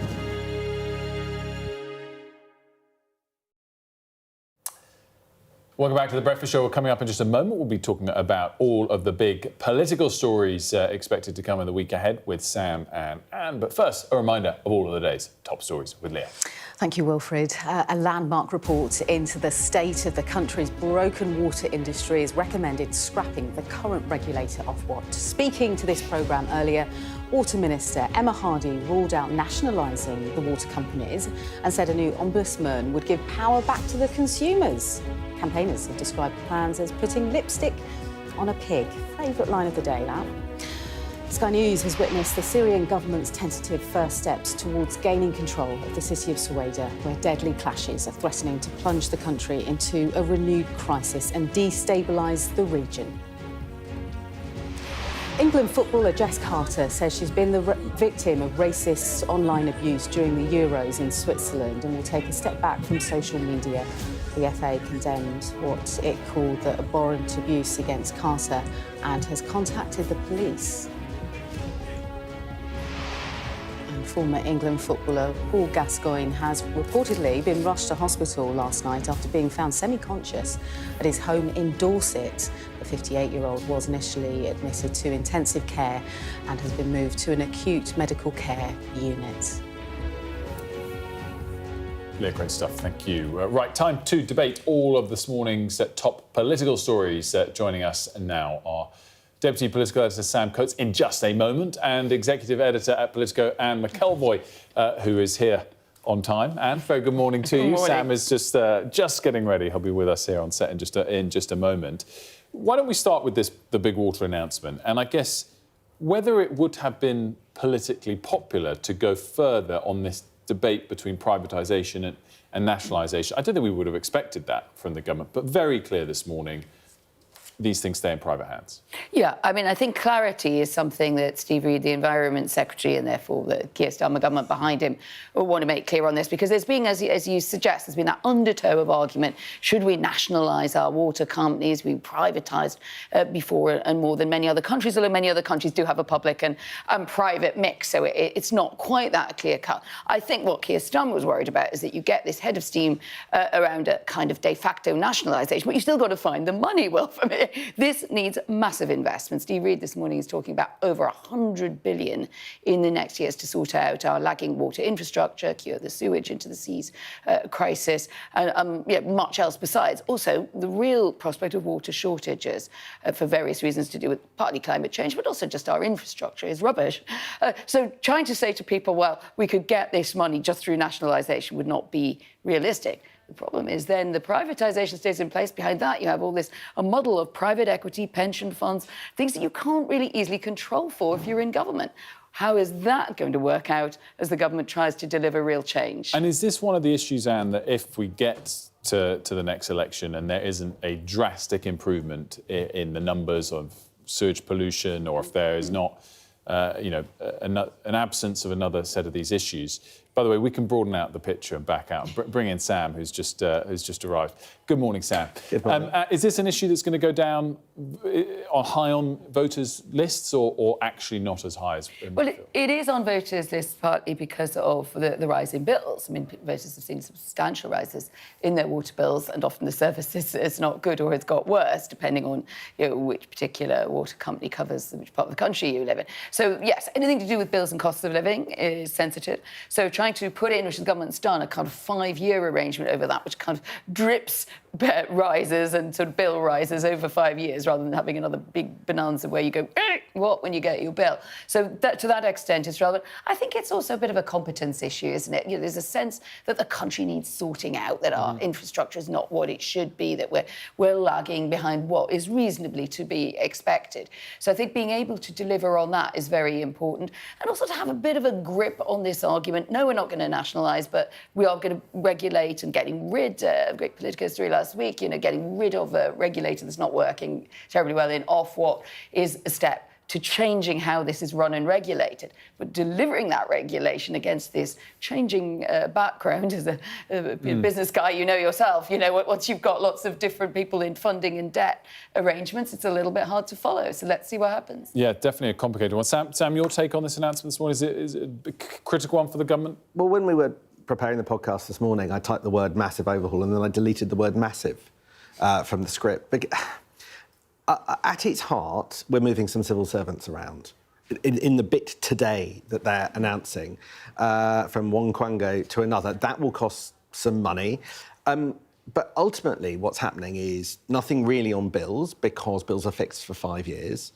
There is some inward investment to sort out the sewers and hence the rivers, but the question is the regime actually business and investment friendly? And views differ, and there are some that are saying really not, and Moody's has downgraded the sector for investors, accepted it's less attractive for the global investment community to come in because of the amount of regulation and also the threats if you're an executive in this sector that you now face.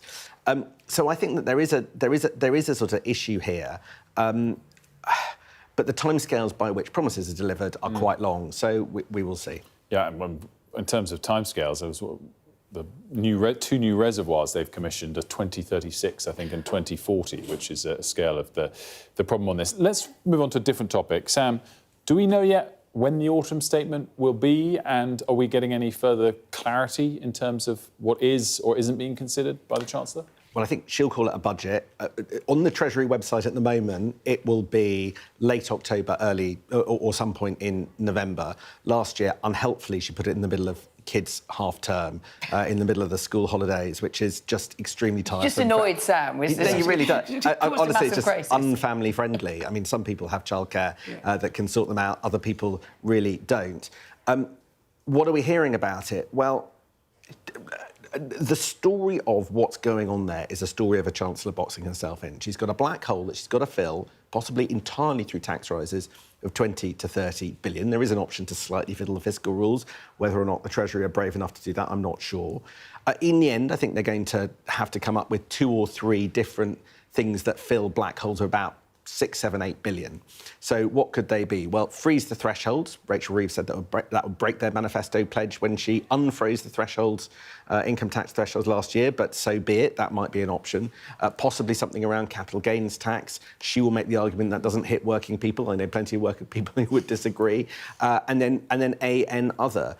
And 3 mega tax rises in the order of 15 to 20 billion, I think, are coming down the track. And I think when that happens, people might feel aggrieved because they were told that they weren't going to get massive tax hikes on the scale that they saw last year. Last year were 40, so I suppose 20 is half of that, but certainly not, I think, what people were expecting. And there's another problem that's brewing from some of the business community, which is the uncertainty of not knowing which taxes are coming.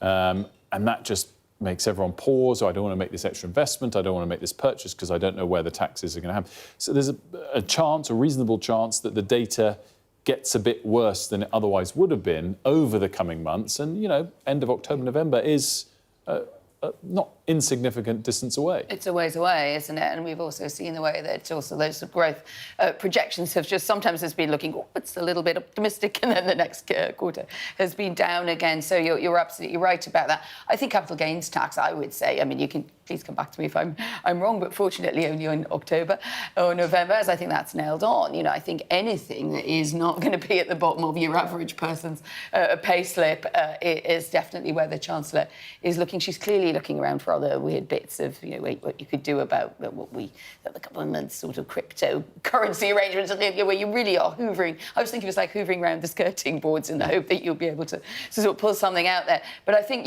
you will see that. So maybe businesses will think if they get away without sort of the wealth tax as an argument, which I think, in fairness to Keir Starmer, he does seem to be trying to put that one back in his box, that even though there are lots of people saying, we'd love wealth taxes, the message that would send once you actually look into who would pay them could be really bad in terms of inward investment. Yeah, and obviously would come off the back of stories that various wealthy foreigners had left already, and we'll get more numbers on that later on. Interesting on capital gains tax, obviously it did go up already under Labour, but went up much less than people expected. Indeed. It's one That's of those, where I think there's money there, as they see it. It's one of the taxes where it's still lower than the US, often seen as more pro-business than the UK. And, of course, I don't know whether that creates headroom and opportunity to raise it further, or whether it should be one of the areas to leave alone. But as you say, it sounds like it's one of the ones to be discussed. Sam, just quick pivot to the Conservatives. We're expecting a reshuffle this week? Possibly. I think the top team is probably safe, but there might be some others who get sort of moved around. Does it matter? One of the issues. Matters to them, right? We're really early in the parliamentary cycle, and whether it's that or reforms announcement, that's happening today about law and order over the summer, I'm just not sure that these things are troubling the public at large. The question is whether or not they shore up internal party politics. By the way, we're talking about the opposition and reshuffles. Downing Street tell me no reshuffle in September. Well, I was going to use that question to move you on to that topic seamlessly, which is, had we planned, or had they planned to do one before the summer recess and now no longer are, or it was never on the table for early? I mean, I think it depends who you talk to. I think there was definitely chatter about it. Was it ever in the Prime Minister's mind? Well, we can't see into his mind. What I do know is this. when they came into government, the cabinet thought they knew that they were being told by the Prime Minister that they were in position for the whole of the Parliament, which is a hell of a claim. It's a hell of a claim. That's the first thing. Secondly, there has been discussion about cabinet member underperformance, and there was a thing that we talked about before about Bridget Phillipson. When that happens, the Prime Minister immediately phones up the cabinet minister who's being chatted about and tells them that their job is safe. Now, again, we can have a discussion about whether that's a wise or an unwise technique, but it seems to be what he's doing. Keir Starmer looks like he's acting quite often like the soft left. He can be quite soft, even with his top team. I wonder whether that's what we're seeing at the moment, and reassurance is his natural deferred kind of pose, and that's what's going on. Last word, Anne? I think he's going to do it a different way. I think they're going to put in some big fish. I think we know who they're fishing around for to come in and run government communications, which will also cover quite a lot of how the departments are seen to communicate, because a lot of the things Sam's referring to are also about, were they sure what they wanted Bridget Phillipson to talk about, or were they not sure? Lisa Nandy at Culture and Media and Sport was another person who was sort of perhaps suggested that she might be moving. Now, I'm told very firmly by people also close to her that she's now not moving from her job. Interesting, because she also looks after the BBC trouble and turmoil. So I think they won't change the front line, but I think they will try to change the more joined up or lack of joined up communication from the government across a lot of key areas. That's right. Blame the communications. I always blame the communications. Look at us. Anne and Sam, always a pleasure. Thank you very much. Great to see you both for most of the interview. Still to come here on The Breakfast Show, over half of black women are facing barriers when accessing maternity care. Find out what could be changed to improve the outcomes.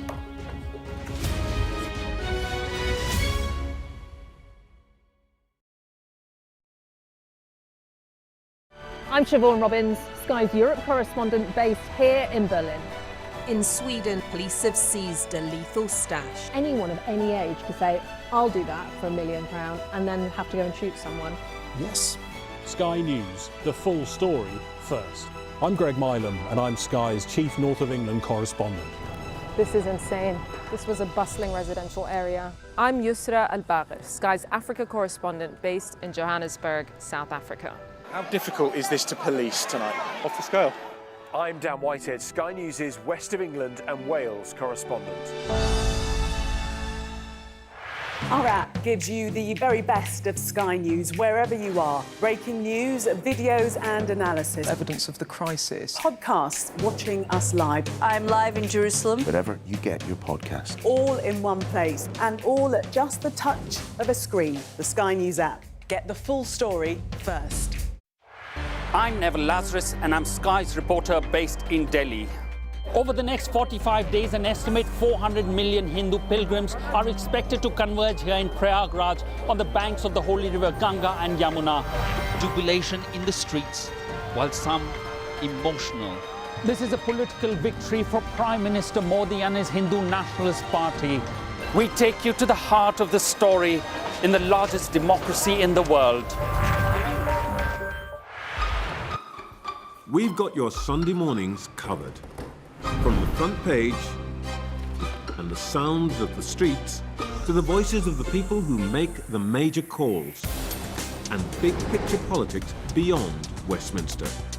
We'll put you at the heart of our story. I'm ready. Are you? Join me, Trevor Phillips, Sunday mornings on Sky News. I'm Cordelia Lynch, Sky's Asia correspondent based here in Bangkok. We've been undercover inside Asia's huge network of scam centres. This compound is, without a doubt, the worst.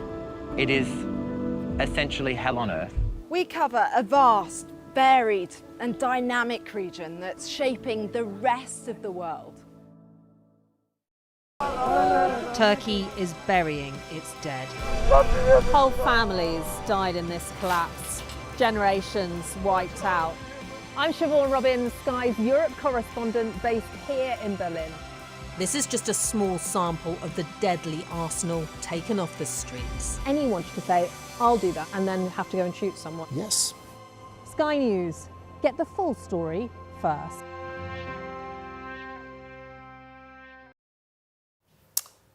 Welcome back. Well, more than 50% of black women face barriers while accessing maternity care, according to a new report. 28% have reported experiencing discrimination, and a quarter of those said this was due to issues around race. Yeah, we're going to talk more about this now. We're joined by Dr. Karen Joash, a consultant obstetrician and mother of two, Sarah Tade.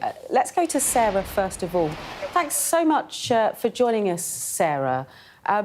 I know you had two very different birthing experiences, but just tell viewers what changed between those two experiences. So my first experience was horrendous, and that's when I had the delivery of my son. Just to put it succinctly, I had to have an induction. The induction failed and I went into labour spontaneously. And that's where it all went wrong, because I wasn't believed when I voiced over and over again that I was in pain. My pain wasn't managed at all. So the medication that was prescribed for my pain wasn't given. I requested for my epidural, which was part of my birth plan. That opportunity was denied. Because it was still the COVID era as well, I requested for my husband to be called so that he wouldn't miss the delivery of our first child. That was refused. When my water broke, I raised that as a concern. Again, I was dismissed and said it was just moisture. And when I said, well, if you're saying that labour is not the cause of my pain, then what is? I was told that I had a full bladder and I should go to the toilet. And retrospectively speaking, I could have pushed my son out.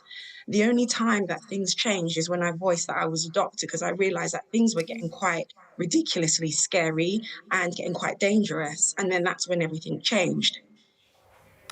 Sarah, this sounds like really basic things here.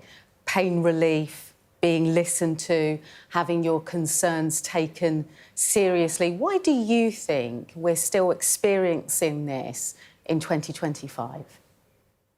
If I'm honest with you, I think it's multifactorial. First of all, when a woman says that she's in pain, she's not believed. And that's not just in labour, that's throughout healthcare. A woman is more likely to be misdiagnosed when she's presenting with chest pain, and she could be having a heart attack with anxiety than a man. So you have that layer of gender bias. And then if you start adding in other factors that make you disadvantaged in society, like race, then it all just gets worse. And I think the problem is, people are not being treated in accordance with their clinical needs. They're being treated in accordance with how they're perceived. Because if I was listened to and my symptoms were taken on board that I am in pain, hence labour, then I would have been treated properly.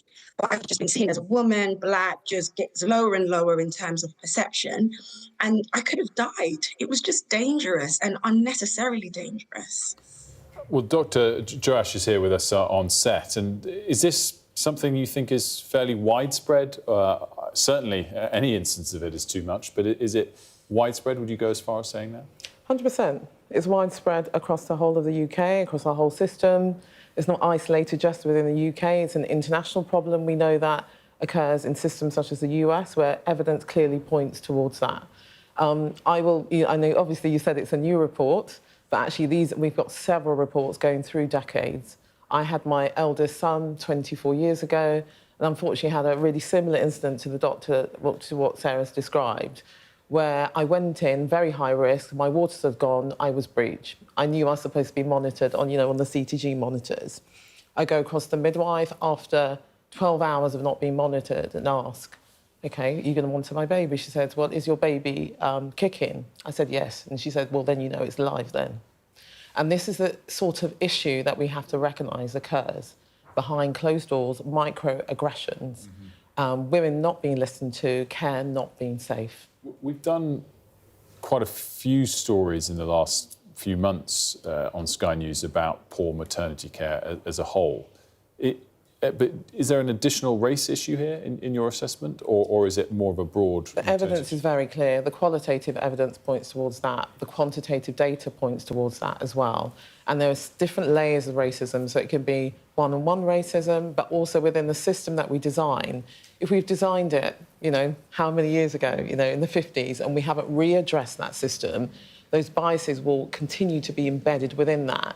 And a great example of that is that how we deliver care, for example, for the seriously ill women, we're really privileged to have received some funding to do a conference in Imperial just in the last sort of month, where we really highlighted some of the algorithms that we use to detect the deteriorating and ill women with a darker skin is just not, it's not there. So we won't recognise pale blue lips, we won't recognise when women are hemorrhaging until the loss is sort of too much to actually sometimes really affect efficient and safe care. So the racism exists at different layers.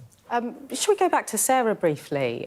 The report also shows, Sarah, very few women know how to complain, even fewer actually did. You know, in your first birthing trauma there, you're a doctor. You know how to use the language to get what you need, despite it being really traumatic. What's your fear for women who are experiencing discrimination based on the colour of their skin and the prospects of change, I suppose, from this report? Absolutely. I think that, again, it goes back to perception, and I think that's why we are feeling the brunt of discrimination, because Black women are less likely to complain.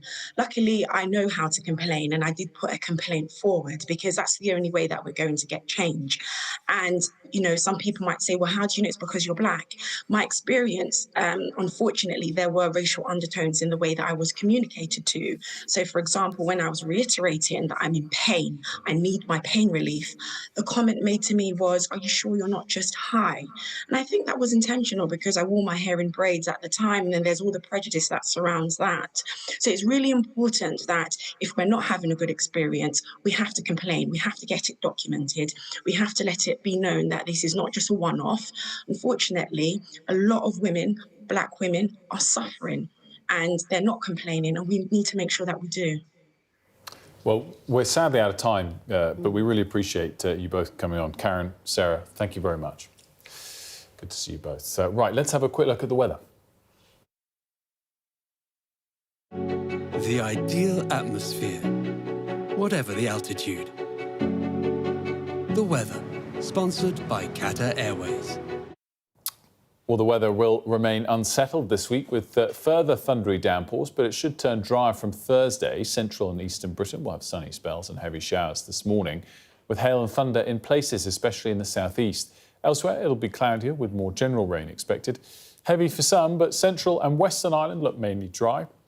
And it should be warm again. The afternoon will bring a greater chance of thunderstorms across England, North Wales and central and eastern Scotland. Localised flooding is possible. The more prolonged rain in the west will become increasingly light and patchy. Breathtaking views with clear skies ahead. Qatar Airways sponsors the weather. Lots more still to come in the final hour of The Breakfast Show. We'll have all of the day's top stories after the break. We'll also be joined by Frank Warren after the big boxing bout over the weekend, and we'll hear live from Sir John Cunningham.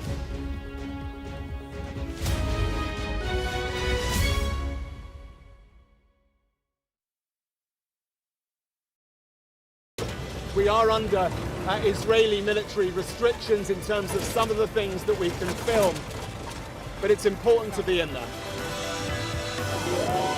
What a slow drive for the president as he approaches his golf club. 4 more years! Free wherever you get your news. I'm Mark Stone and I'm Sky's correspondent based here in Washington, D.C.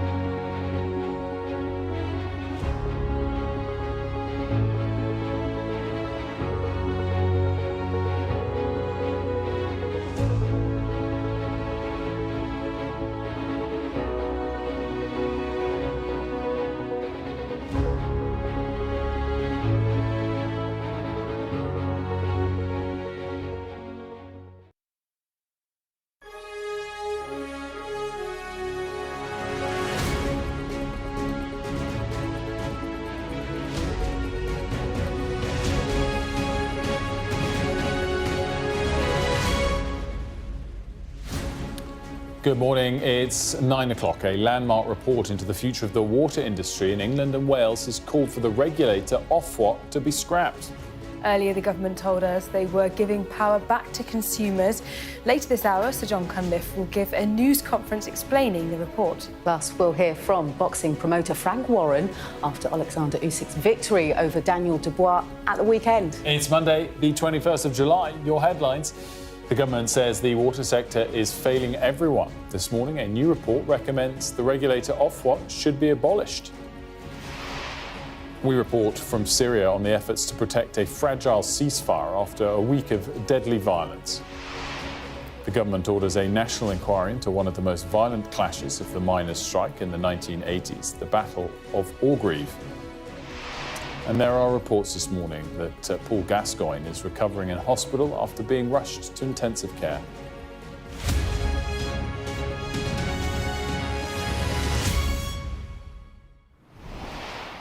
A very good morning to you. Household bills are rising, infrastructure is ageing, and our seas and rivers are drowning in sewage. This morning, a landmark report from the Independent Water Commission has said the regulator Ofwat has failed to do its job and should be abolished. But the government told this programme that nationalisation is off the table.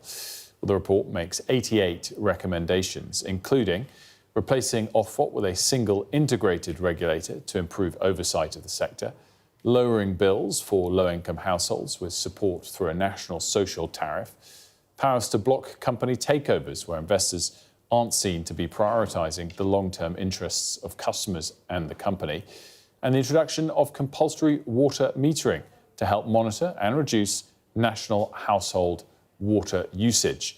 Let's bring in Mari now for her take on the report, and in particular, the political reaction. A lot of the focus, of course, on abolishing the regulator, but politically also the idea of some regional pricing and the debate that will probably continue to rage between nationalisation and privatisation. Yeah, exactly. So let's start with the pricing model. Emma Hardy, the Water Minister, was talking to you about just this, social tariffs. And what she was arguing was actually, even though the report says that they think there should be social tariffs where those on the lowest incomes would get a lower water bill, she was arguing that actually social tariffs already exist. And in some cases, they are actually very generous. And what she said she was worried about was if you had a social tariff that was nationalised rather than localised and separate, you could end up with certain people on a very generous social tariff in a particular region that would end up actually on a less generous tariff if it was a national one. And so what she said is she wouldn't want those people to lose out, which is why she wasn't necessarily in favour of a social tariff, even though it sounds good in theory. And then if we move on to what you were talking about, which is really around the recommendations when it comes to not just social tariffs, but also when it comes to nationalisation. Now, despite the fact that people might feel like nationalisation would be a very typically Labour thing, it's something that often left-wing politicians will talk about, often left-wing voters like the sound of it, especially something as critical as water, she was arguing that actually nationalisation is not necessarily the silver bullet that it might seem. I think we can have a listen to her explanation now as to why she feels that actually nationalisation is not the way to go. Because what I want to achieve in the next 5 years is cleaner rivers, lakes and seas. And if I start going into the route of nationalisation, what I'm actually going to end up doing is having a legal row with lots of water companies for the next few years. They'll immediately pull the investment, because why would you as a private investment invest in a water company if you think that's just going to be taken over? So the private investment would dry up, means I haven't got the money to fix the sewage pipes, I haven't got the money to upgrade the sewage treatment works, and I'll be in a fight with lawyers for years. To me, that isn't what the public want to see. And I guess there's not too much gap between the government and the Conservatives on backing privatisation still for this sector, but there is with reform. Yes, exactly. So, bizarrely, Labour and Tory are almost on the same page when it comes to nationalisation in terms of neither of them being in favour, whereas Reform are really sticking their neck out, grabbing those headlines by saying they think actually nationalisation could be a good situation and what they want to see is 50-50. So nationalise half and basically half public, half private ownership. Nigel Farage has been talking about this. He says he disputes how much nationalisation is predicted to cost. It's predicted to cost 100 billion, therefore would be 50 billion if you nationalised half of it. He says it wouldn't cost anywhere near that and they would essentially get into some agreement. But he wouldn't actually put any figure on it. And that makes it tricky because then it sounds like something that in theory could be great, but if we don't know how much it's going to cost us, then can we really weigh up whether that is a legitimate option? And I think the difficulty as well is when public finances are very tight, if you do want to nationalise something, and let's say it doesn't cost 50, let's say it costs 30 billion or 20 billion, that's still a huge amount of money that you need to find when we know Rachel Reeves is already going to be putting up taxes because she can't find any more cash. Really interesting, Maury, as always. Thank you very much. By the way, we're going to listen to Sir John Cunliffe, the author of that report, at 9:45, excuse me, I'm losing track of which hour we're in. At 9:45, later this hour. We're also going to talk to Fergal Sharkey a little bit later this hour. Before that begins at 9:30. But for now, let's get you up to speed on all the day's other top stories. Thank you, Wilfred. Gaza's health ministry says at least 85 people were killed by Israeli fire while they were waiting for food aid. This happened on Sunday. The Hamas-run agency described it as the deadliest day for aid seekers in over 21 months of conflict. Well, Sky's Lisa Holland has more for you from Jerusalem.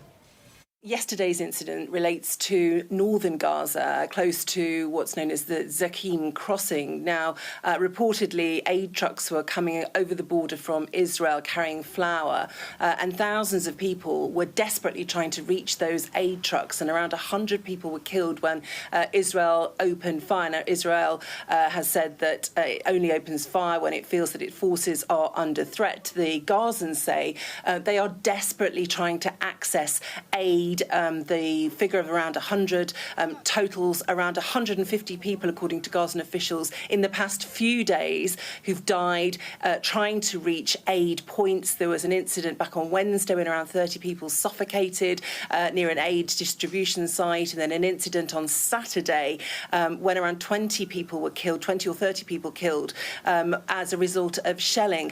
I think what we really need to underline is that global health organisations, so not just people in Gaza, are really sounding the alarm bells about the chronic food shortage in Gaza, saying that malnutrition is widespread, a figure that we can't independently verify, but the Gaza Health Ministry are saying that around 20 people in the past few days have died as a result of starvation.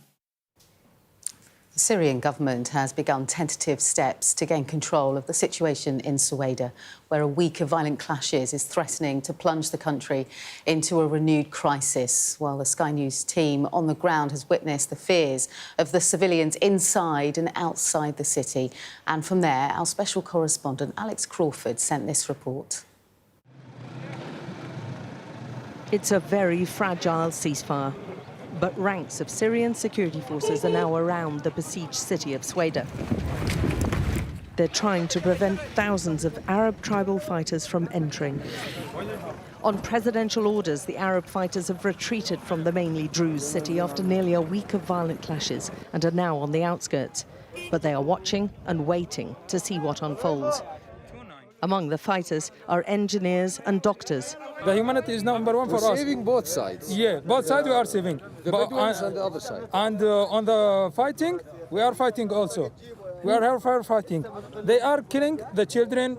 They are taking the people out of their homes. Crucially, Arab tribal leaders have agreed to the ceasefire and say they're supporting the government forces and a unified Syria. We are not against the Druze people, the leader told the fighters. We're not here to kill the Druze. But whilst talking to us, he accused one Druze militia led by cleric Hikmat al-Hajri of terrible crimes against the Arab Bedouins. These are crimes. How do countries help you and you cut off the heads of our children and expose the nakedness of our women? We will not be silent until you are tried and held accountable, al-Hajiri. Inside Suwaida, there is terrible devastation in the predominantly Druze city. The Arab fighters may have left the city centre, but about 30,000 mainly Druze civilians remain trapped. They're deeply distrustful of the new government and its security forces, and Druze militia have taken up sniper positions for fear of further attacks. So far, there's been little aid accepted by Sweda's Druze leaders, including the White Helmets emergency response teams, because of their government connections. But Druze civilians trapped inside who spoke to us through a female action group painted a desperate picture. There's nowhere to escape to. They have to create safe corridors. There's no electricity, no water, nothing. We need safe corridors. Kids need nappies. They need food and milk. Nearly 130,000 people have fled their homes, the UN estimates. We travelled to one near-deserted village just outside Sweda, where Bedouin and Druze minorities lived side by side before the clashes. Little more than a handful of people now remain. This Druze family say 10 of their relatives in Sweda were killed in the violence, and they want justice. We are the sons of one country. People who break the law, who are violent, should be punished by the government. That's what we want. The area's key government official tries to reassure them.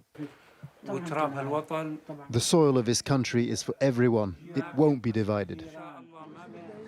But right now, few are reassured, and there are fears it won't take much to shatter this shaky ceasefire and plunge the south back into violent chaos. Alex Crawford, Sky News, in Sweda province. And you can watch Alex Crawford's report again tonight in our World News special on the Syria clashes. That's at 9 o'clock this evening. OK, let's take you through some other stories this Monday. And 6 people have been arrested after a group once again protested outside the Bell Hotel. This is in Epping, understood to be housing asylum seekers. It comes after a man was charged with violent disorder and criminal damage on Thursday. Parts of the UK could see half a month's rainfall in a day, with lightning, hail and gusty winds also forecast. A thunderstorm warning covers the south and east of England until this evening, with the unsettled weather expected to remain for, we think, about a week. But despite all of that rain, the latest hosepipe ban is now in force. Nearly 1 million Southern Water customers are impacted by restrictions. This is across Hampshire and the Isle of Wight due to prolonged dry weather. Yeah, great stuff. Thank you. Now, the Home Secretary has announced an inquiry will be launched to look into the violent confrontation between police and striking miners at Orgreave 41 years ago. A total of 95 picketers were arrested at the time, initially charged with riot and violent disorder. All charges were later dropped after evidence was discredited. Our North of England correspondent Katerina Vitozzi has this report. Violence, lies, and a decades-long pursuit for the truth. The Battle of Orgreave was far more than just a miners' fight. It was a day of bloodshed that changed this South Yorkshire community and affected trust in the police for years. The strikers' blockade of Orgreave was a precisely planned operation. News reports from the day show how 5,000 miners, part of nationwide strikes, clashed with armed and mounted police in the town of Orgreave. Miners said police used excessive force and planned violence against them. Chris Skidmore and Carl Parkinson were there. But it weren't just one truncheon, there might have been 30 or 40, all simultaneous. It was though it were like orchestrated military, you know what I mean? It was just like boom, boom, boom, boom, and they'd come back. So obviously these lads just got splits down there, that sticks with you, because they're like, blooming heck, what's that for? They'd done no wrong. Only thing they were there for were just to peacefully protest and picket. More than 100 people were hurt, but in the aftermath, it was the miners who were blamed in media reporting. Mass picketing had turned to rioting. And by the police. Dozens of miners were arrested, only for cases to be dropped amid accusations of unreliable police evidence. If you have been lied about by the government, if that's shown on the news and you feel that this is all untrue what is being said, you will never stop fighting to clear your name. For years, campaigners have called for a public inquiry. Today, they finally got one. When we were elected to government, we're determined to take this forward, to make sure that we can have this inquiry, that those who've campaigned for this for such a long time can get the truth, can get proper answers about what happened. Because this is a statutory inquiry, witnesses will be compelled to come and give evidence.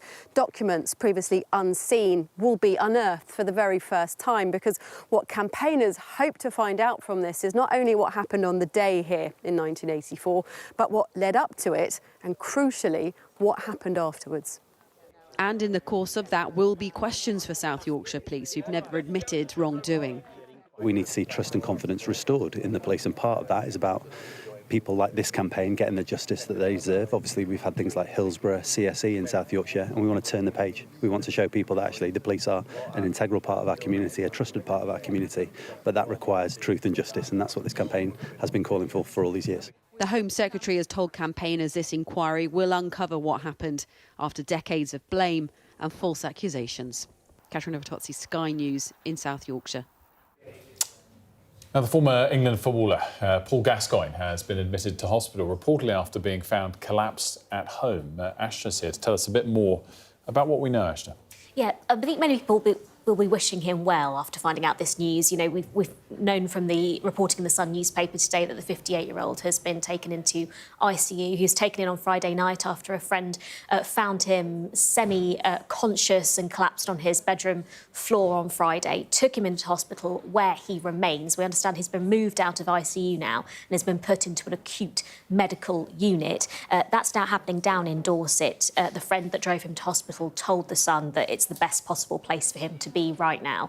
We know that the footballer's been going through a particularly tricky time at the moment. His personal company was shut down at the beginning of July after failing to file records on time. And we know, of course, that this is a renowned, adored footballer that's suffered quite terribly after working through a lot of substance abuse issues, particularly around alcohol. We know that he's been to rehab a number of times, only saying to a podcast in his latest media appearance only last year that he wouldn't describe himself as a happy drunk anymore. Often he finds himself and describes himself as being a sad drunk. It's not clear what has led to this hospitalisation, but he has thanked family and friends for their support, and his condition is now said to be stable, but he is going to be receiving treatment over the next few days.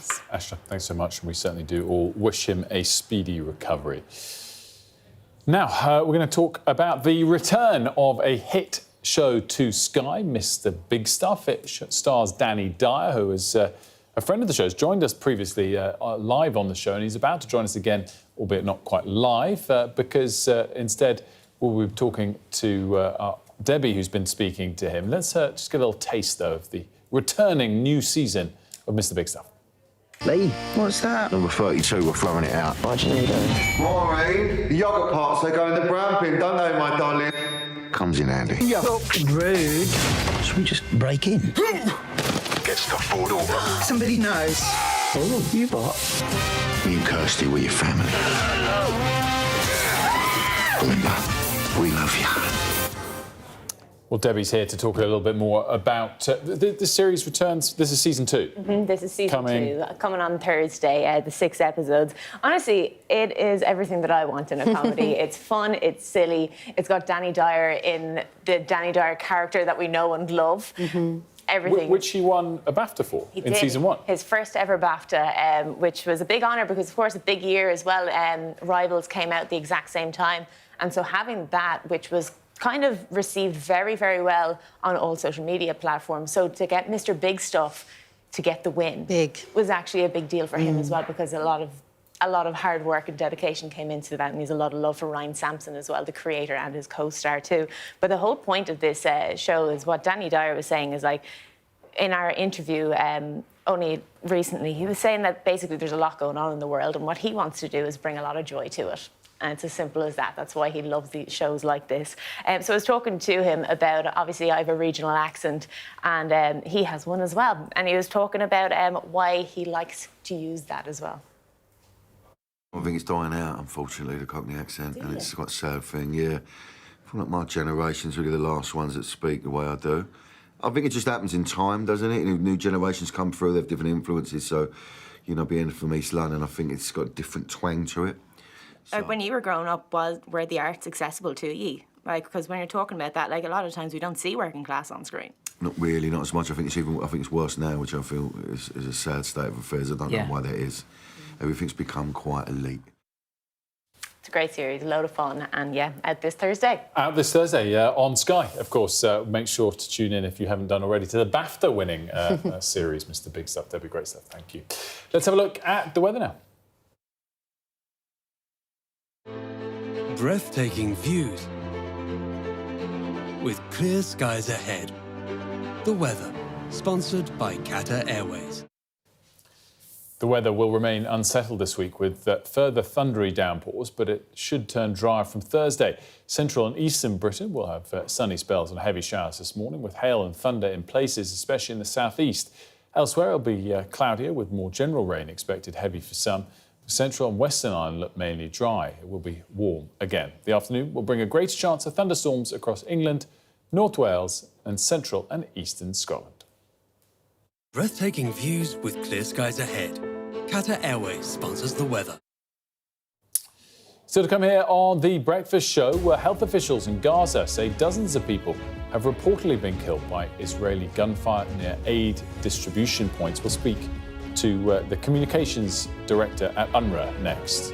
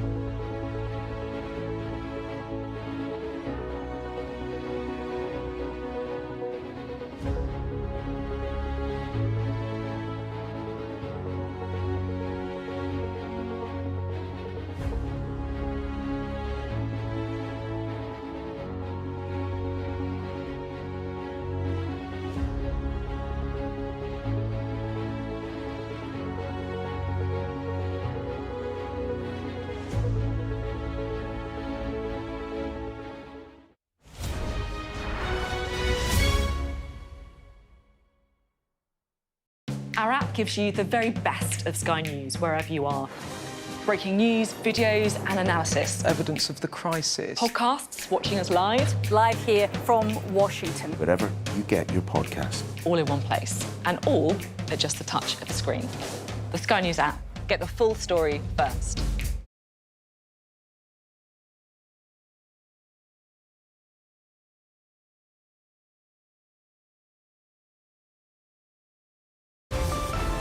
Staying connected is vital for business.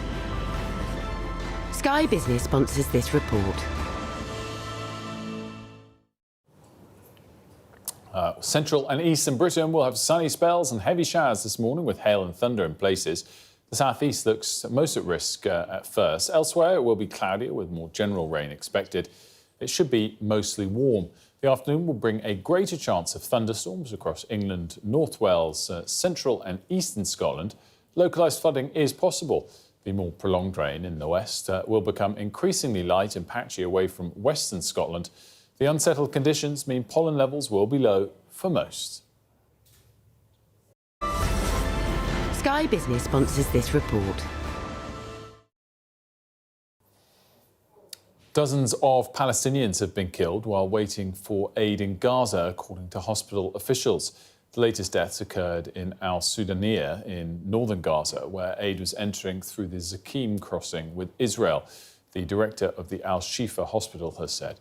Let's speak now with Juliet Tuma. She's Communications Director with the UN Refugee Agency. Thanks so much for joining us, Juliet. What is the latest as you observe it, including this particular situation over the weekend? Yes, thanks for having me. Look, sheer horror. It's on repeat.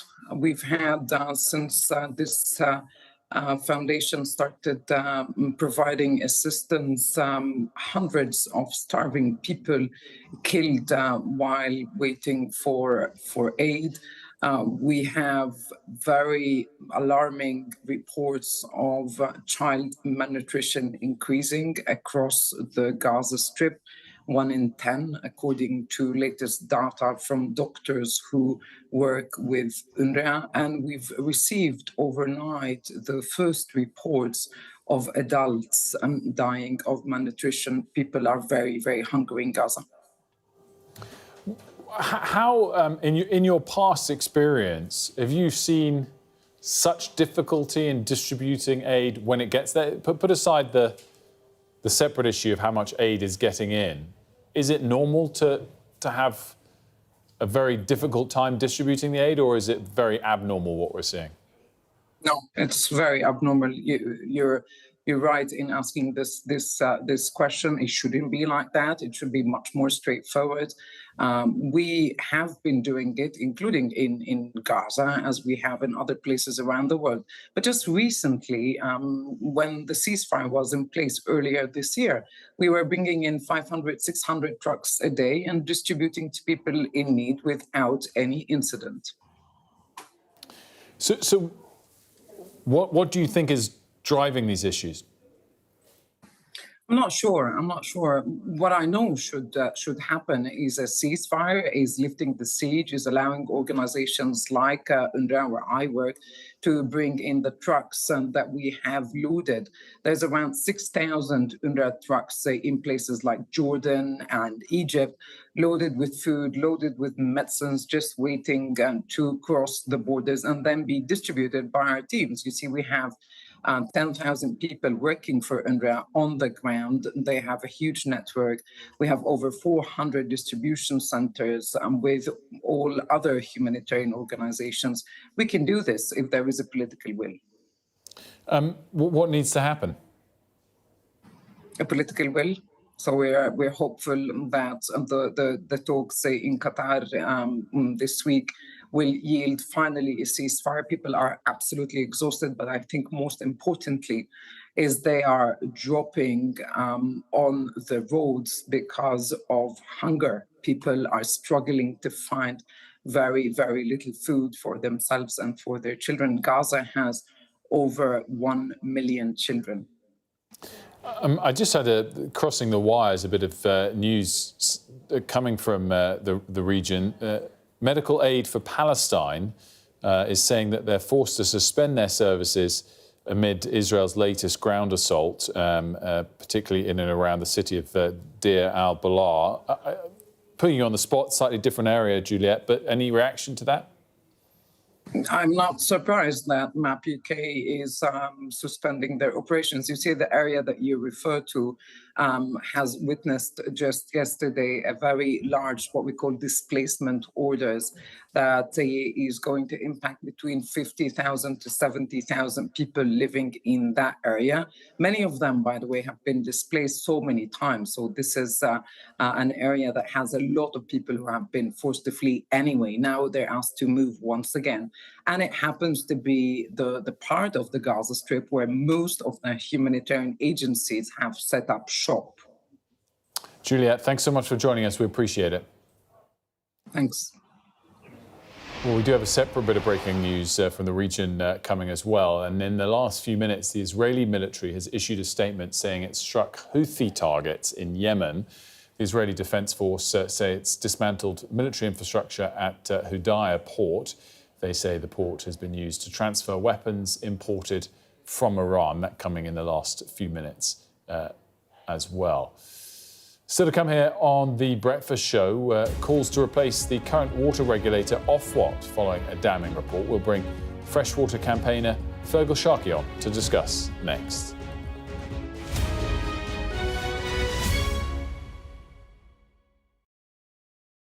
I'm Stephen Murphy, and I'm Sky's Ireland correspondent based here in Dublin. The waters of Ireland and Britain should be home to great white sharks. If there are great white sharks in this area, there's no reason they wouldn't come here to feed. It's basically a buffet on a beach. This could be not only a record-breaking storm, but potentially the most dangerous storm ever to hit Ireland.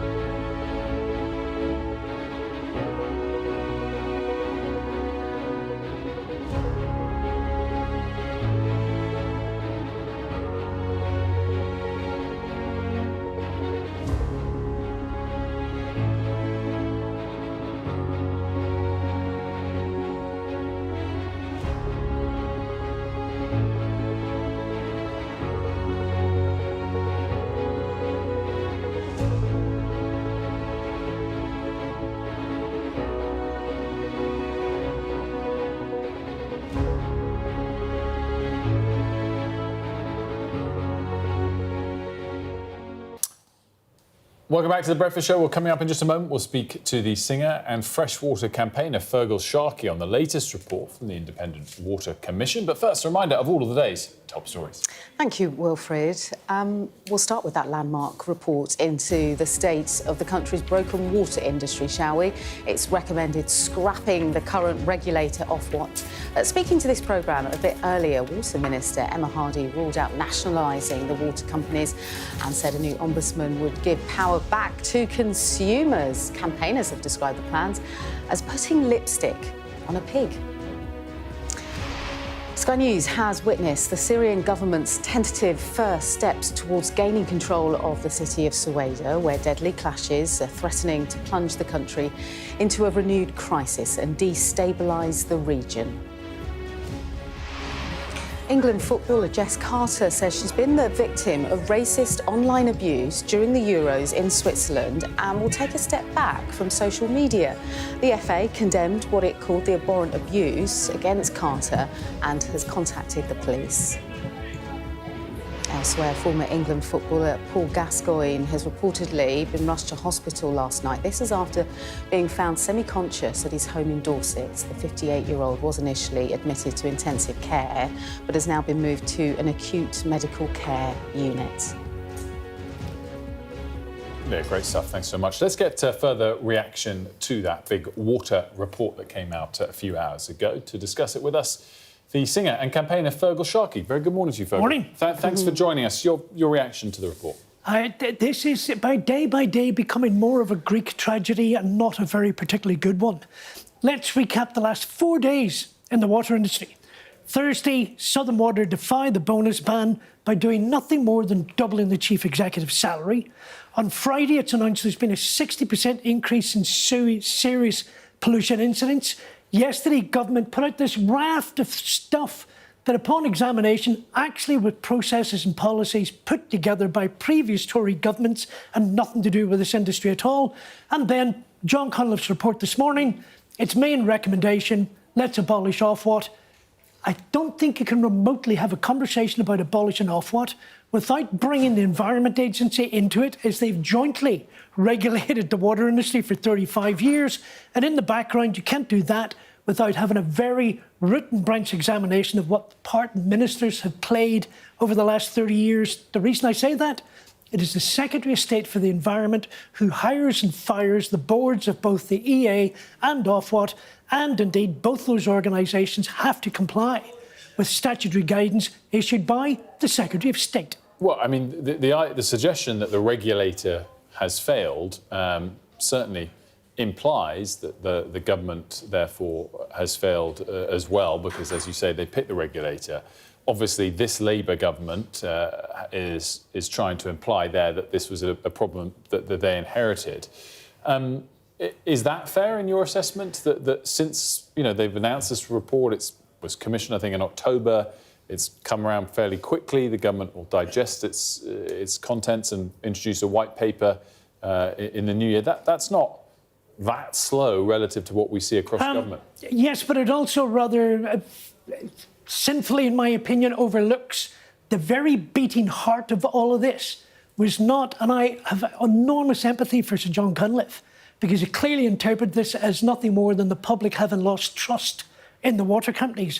What's at the heart of it is the greed, the corporate corruption, all of the £84 billion of dividends they've taken, the £74 billion worth of debt, the millions worth of hours of sewage being dumped into our rivers, and the continuing brutal abuse of bill payers and the environment. And John was specifically forbidden by government from looking at something like, for example, nationalisation. In John's own words, his job was to make the current system better. Government promised us a proper root and branch, ground-up review, a complete reset. In short words, they promised the champagne. All they've actually delivered is a glass of sour milk. So just looking forward then, Fergal, if you had the keys to number 10, you had a blank piece of paper, what would you do? Exactly what government should have done on the 5th of July last year. They've known about this since 2012, when the UK government was taken to court by the European Court of Justice and found guilty. So you've had 12 years to prepare for this. Right now, Steve Reid could remove the entire board of Ofwat and the entire board of the Environment Agency, because he personally is responsible for appointing both of them. He's also responsible for issuing this statutory guidance, the basic framework, that they have to have regard with. He could this afternoon change the guidance and order both of them to get out there and robustly and forcefully enforce the law and deliver what's expected. Well, I mean, it sounds like the report is, obviously suggesting abolishing Ofwat, a new ombudsman that will work in all of these areas. I mean, things don't happen overnight, and we'll see if that all gets enforced by... Well, listen, if I can, we've got a regulator that has all the power in the world. The EA and Ofwat have any amount of power available. They have more teeth than known to mankind. The fact they refuse to bite is a whole other thing. So why do we need to dismantle one organisation to create another one that pretty much looks the same, that has the same kind of power, and all you've actually done is delayed it for another year, 2 years, and changed the brass plaque on the front door? But it's interesting that, the buck ultimately, as you say, stops with the people that appointed the regulator. Yeah. But you're being very clear. You really do think the regulator has failed here? Oh, listen, without exception, I don't think there's anybody. I think Sir John Cunliffe and I absolutely 100% agree the regulatory system has failed, but we're not dealing with the nub of the issue, and that is government seem determined right now to protect these water company shareholders, to protect the institutions, and that is going to be at a cost to bill payers and the environment. And I find that extraordinary, because that's exactly the allegation our Prime Minister levelled at the previous government when he was the leader of the opposition. Just finally, on the call for nationalisation, can you understand the government's resistance to the idea at a time when finances are so tight, the implications of how much it would cost? I can help you with this. To suggest that any money spent to nationalise the water industry comes at a cost to the NHS or schools is economically illiterate. That's not how government's financing works. Oh, and by the way, this No, but how would you pay this for it? 100 billion number that ministers are quoting, bear with me. The ministers are quoting 100 billion pounds. Turns out that number comes from a report written by a think tank, bought, paid for and commissioned by four water companies. Bear with me. It turns out that number, and I've now seen a breakdown of it, that number calculates that today Thames Water is worth £21 billion. It's an act of fantasy. No, but that's fine. I mean, I don't know where the 100 billion came from, but it's not free. Oh, I can think of ways right now to privatise the water companies without spending a penny. For example, amend the audit regulations this afternoon, force water companies to declare the cost of fixing this on their balance sheet. Instantly, every single company fails the ongoing concern test. The law does not allow for water companies to go bankrupt. All of the assets automatically revert back to state ownership. I've just nationalised them and it hasn't cost the taxpayer a penny. Well, OK, that might not have cost an upfront tangible penny today, but it will have quite significant ramifications for government finances more broadly. Absolutely not, because the bill payers pay this industry. Here's another example. And I am genuinely flabbergasted ministers are repeating this stuff today. They say, oh, we've got 104 billion private sector investment. There is no 104 billion pound private sector investment. The chief executive of Northumberland Water blew the lid off that one. 85% in her case is coming directly out of your bills and your bank accounts today. That's why some bills have gone up 30, 40, 50%.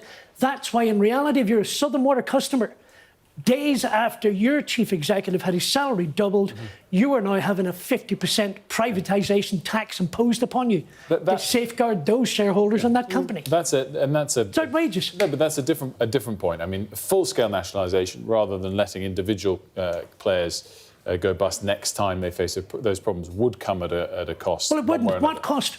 What cost that the actual bill payers are not already picking up right now?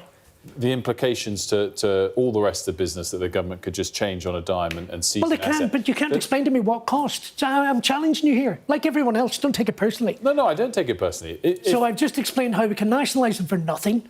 And this 104 billion investment, it's coming out of your pockets anyway, and we're going to pay for it over the next 10, 15 years. And look, as we had a discussion with both the Labour government and the Conservatives earlier, it's hard to argue for private markets and industries that still require some level of state intervention because it's neither fully private and neither nationalised. But you can't just independently say, sorry, the asset that you owned, you no longer get to own, without sending serious ramifications through the rest of the private markets. Actually, that the government could. So it will lead to a change in borrowing costs. Well, hold on. You asked me to outline my absolutely, view, and I am, and I'm just saying it will come at some kind of cost. Okay. There's no magic wand for perfect solutions. So if there was, I'm sure people would have done it. Let me perhaps help with this.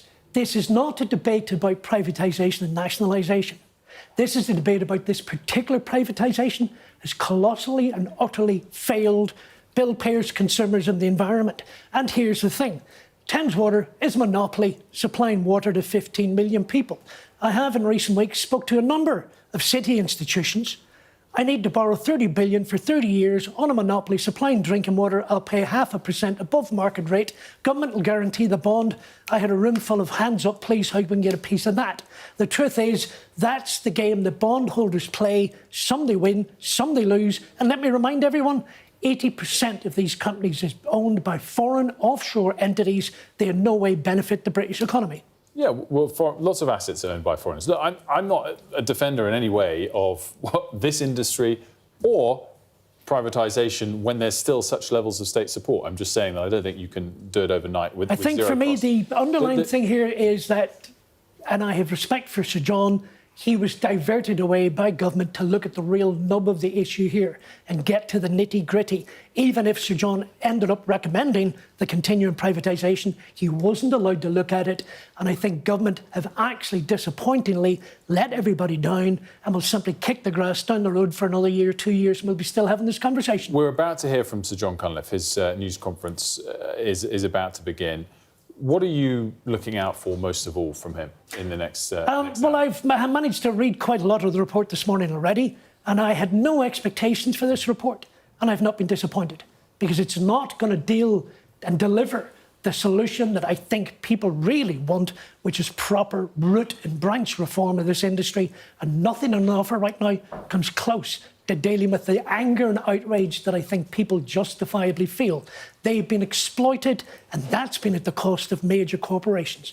Are things improving? And if sewage in rivers falls by 50%, is that a step in the right direction? You see, astonishingly enough, that actual announcement was made over a year ago by Ofwat. It's nothing new at all. And here's the strange thing. The announcement made by ministers yesterday actually turns out to be a worse result than the one that Ofwat made a year ago, that we're already funding, by the way, in our current bills. This is, for me, one of the extraordinary things that government's got themselves in such a muddle that it's now trying to rewrite regurgitated policies from the past. I find it quite extraordinary that they let themselves fall into that trap. And that basis, personally speaking, I think Steve Reid needs to seriously consider his role in this in the last 12 months. Well, Fergal Sharkey, thank you very much for joining us. We do appreciate it, as always, a campaigner on fresh water, a very outspoken campaigner, of course. Let's start to join this event where Sir John Cunliffe, who's written this independent report, is due to speak and take questions in just a moment. We've got the intro, I think, at the moment coming, and we are expecting to hear from Sir John Cunliffe shortly. We can remind you what some of the key recommendations in this report were. Let's just bring you some of those. It made 88 recommendations overall. The first was replacing Ofwat with a single integrated regulator to improve oversight of the sector. Included a recommendation to lower bills for low-income households with support through a national social tariff. Another recommendation to power to block company takeovers where investors aren't seen to be prioritise the long-term interest of customers and the company, and the introduction of compulsory water metering to help monitor and reduce national household water usage. We are waiting for Sir John Cunliffe to take to the stage. Whilst we've still got you, Fergal, where do you stand on the regional pricing or the means testing pricing of water bills? Here's the simple thing. We are now having to pay for a service twice for one we didn't get the first time around.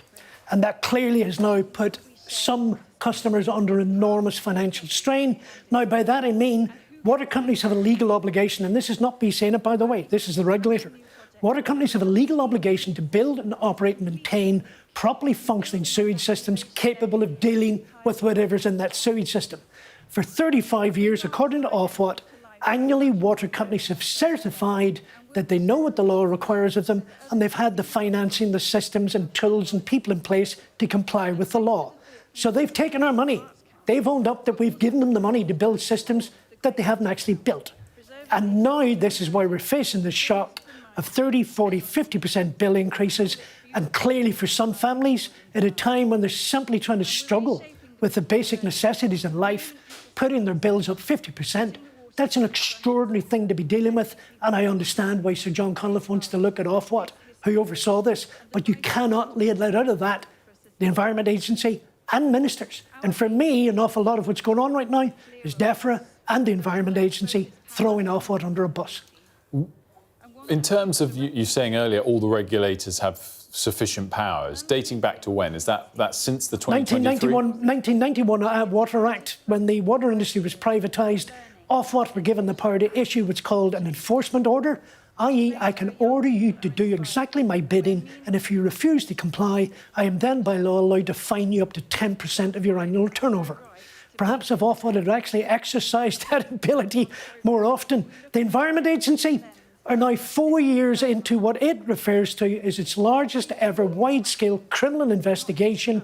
That only happened because of the pressure and calamity and the anger from the general public. And by the way, how long does it take you to investigate something? You're now 4 years in with no sign of any resolution. Well, I mean, listen, you're coming to the right person if you want to complain about how long these inquiries all take. Post office, infected blood, COVID and the rest of it. To be fair to Sir John Connolly, he's produced this report in a matter of 8 or so months. Here he is. Let's listen. Thank you very much for coming. And I'm not sure how you follow that and how one follows this.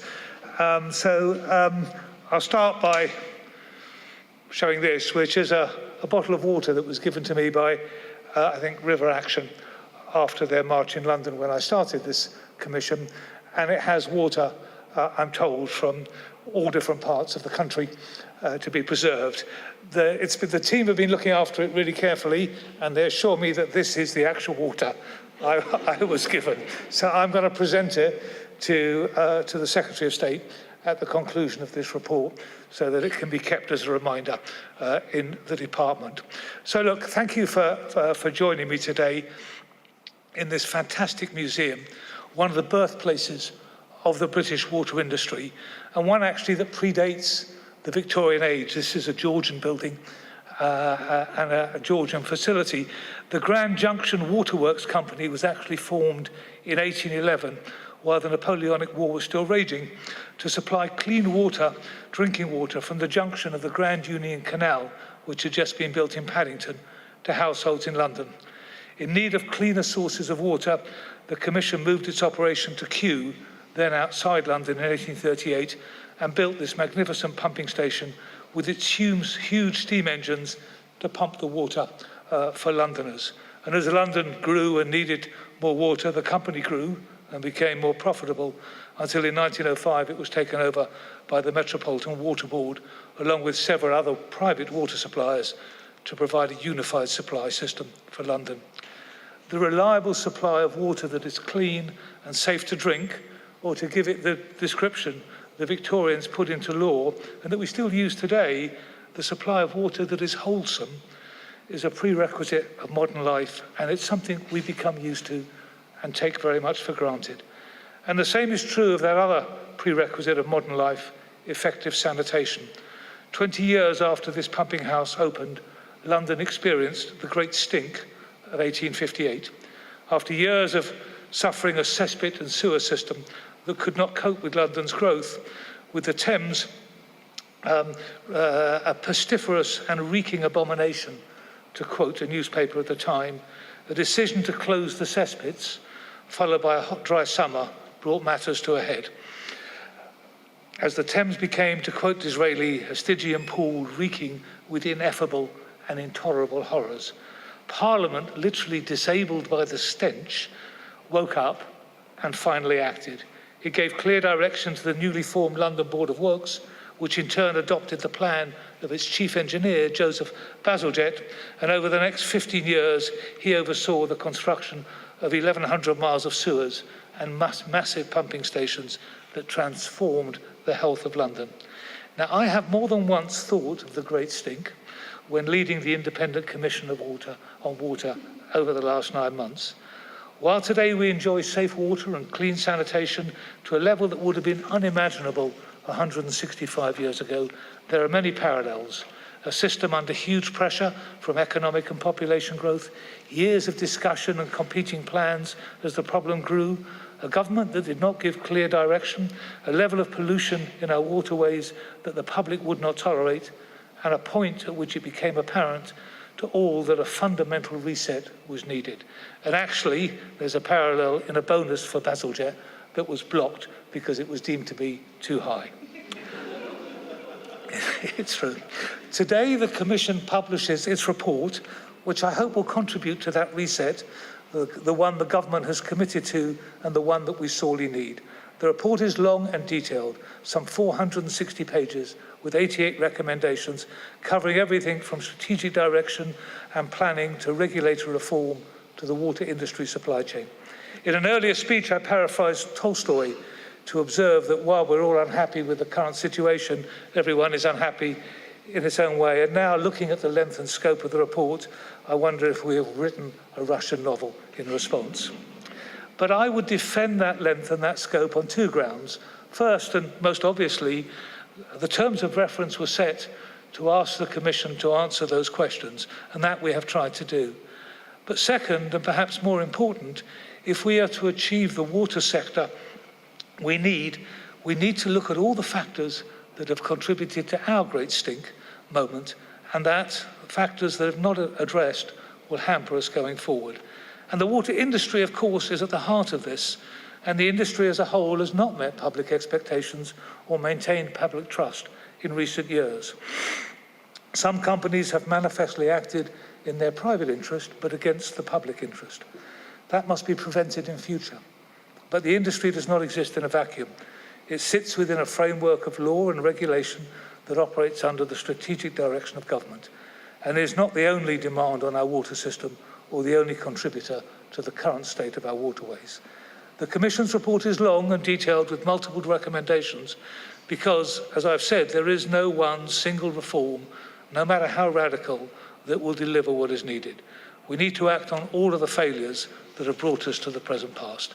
Now, you'll be very relieved to hear that I don't intend today to go through all of the 460 pages. I am an ex-central banker, but I'll spare you that. All of the 460 pages and the 88 recommendations. But I will highlight, if you permit me, the main themes of the report and pull out some of the key recommendations. First, we need truly strategic direction from government. Now, barely a week goes by without someone calling for a strategy from government, so it's important I set out what I mean and the challenges it will entail. We need to guide the use and development of our water systems and to guide the restoration of our water environment as a whole and over the longer term. There are many competing demands on our water system, demands to abstract water, demands to discharge into water, and demands to enjoy water for recreation. Only government can set the overall objectives for water and the timescale for achieving them. Only government can set the broad priorities, balance demands when they compete, coordinate the different elements of the system, and only government can decide who should pay and how much the nation can afford. It is relatively easy to set down a list of objectives. Effective strategic governance and guidance is much harder. It requires striking difficult balances, making difficult choices, and taking a long-term view.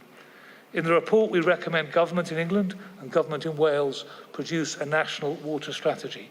We set out in detail what it should cover, how it should be produced, and how it should be enshrined in statute to ensure consistent direction can be maintained over the longer term. I have no illusion that it will be easy to produce. To govern is to choose, but to govern is hard. But, as with the great stink of 1858, without such direction from the very top, we will not achieve the change we need. To connect that high-level strategy to action, we need to learn how to manage and plan for water as a system, or rather as a set of regional water systems. Our river basins, aquifers and coasts and demands upon them constitute complex systems, and they need to be managed as such. The water industry, agriculture, transport, local development, land use and environmental regulation all affect the regional water system and the water catchments that it comprises. As many respondents to the Commission have observed, we are very poor at system planning for water. There are huge, confusing and overlapping planning processes for the water industry, overseen by 4 regulators in a process that costs hundreds of millions of pounds. These plans drive water industry investment, but there are no processes equivalent driving action in the other sectors that have an impact on the water system. And those water industry plans are not connected to local government development plans or to local voices or those other sectors that also have an impact. Opportunities for local government, agriculture and water companies and other actors to work together are missed.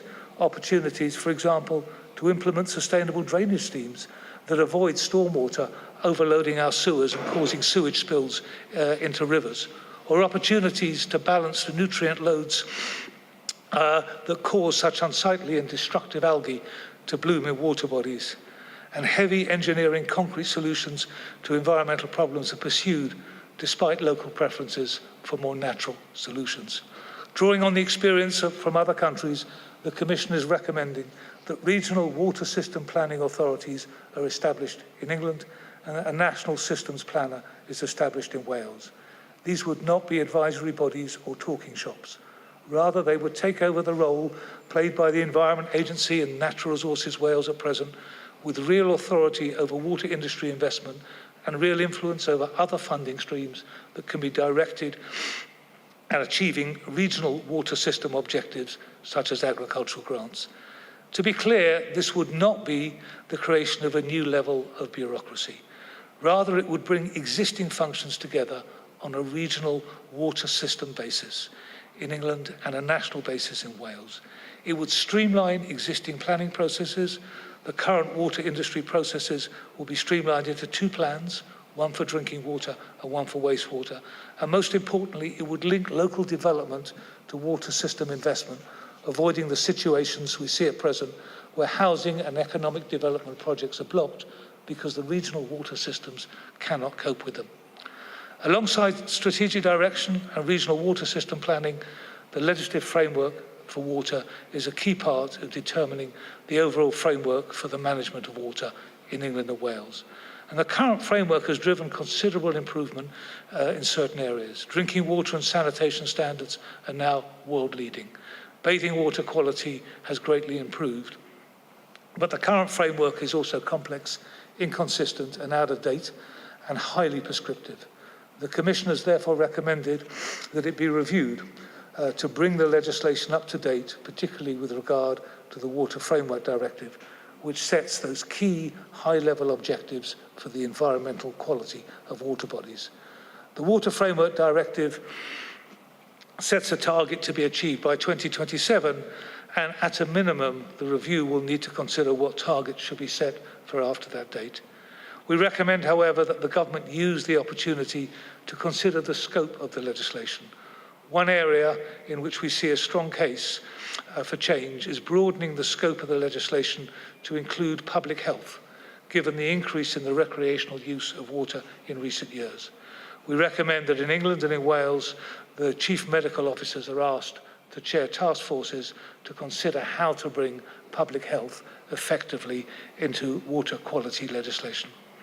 Now, over the last 9 months, I have heard consistent criticism, not of the ambition of the environmental legislation, which must be preserved in any review, but about the inflexibility that requires and drives regulators to focus on narrow engineering solutions rather than being able to take a broader view of overall environmental and other benefits, for example, such as may be found in nature-based solutions.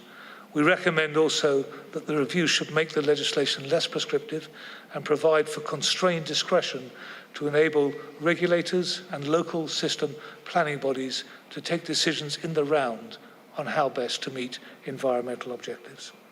Strategic guidance, systems planning and legislation, they can set the broad framework, but delivering the outcomes we want for water depends most importantly on having not just the right strategy, legislation and plans, it depends crucially on having the right regulators.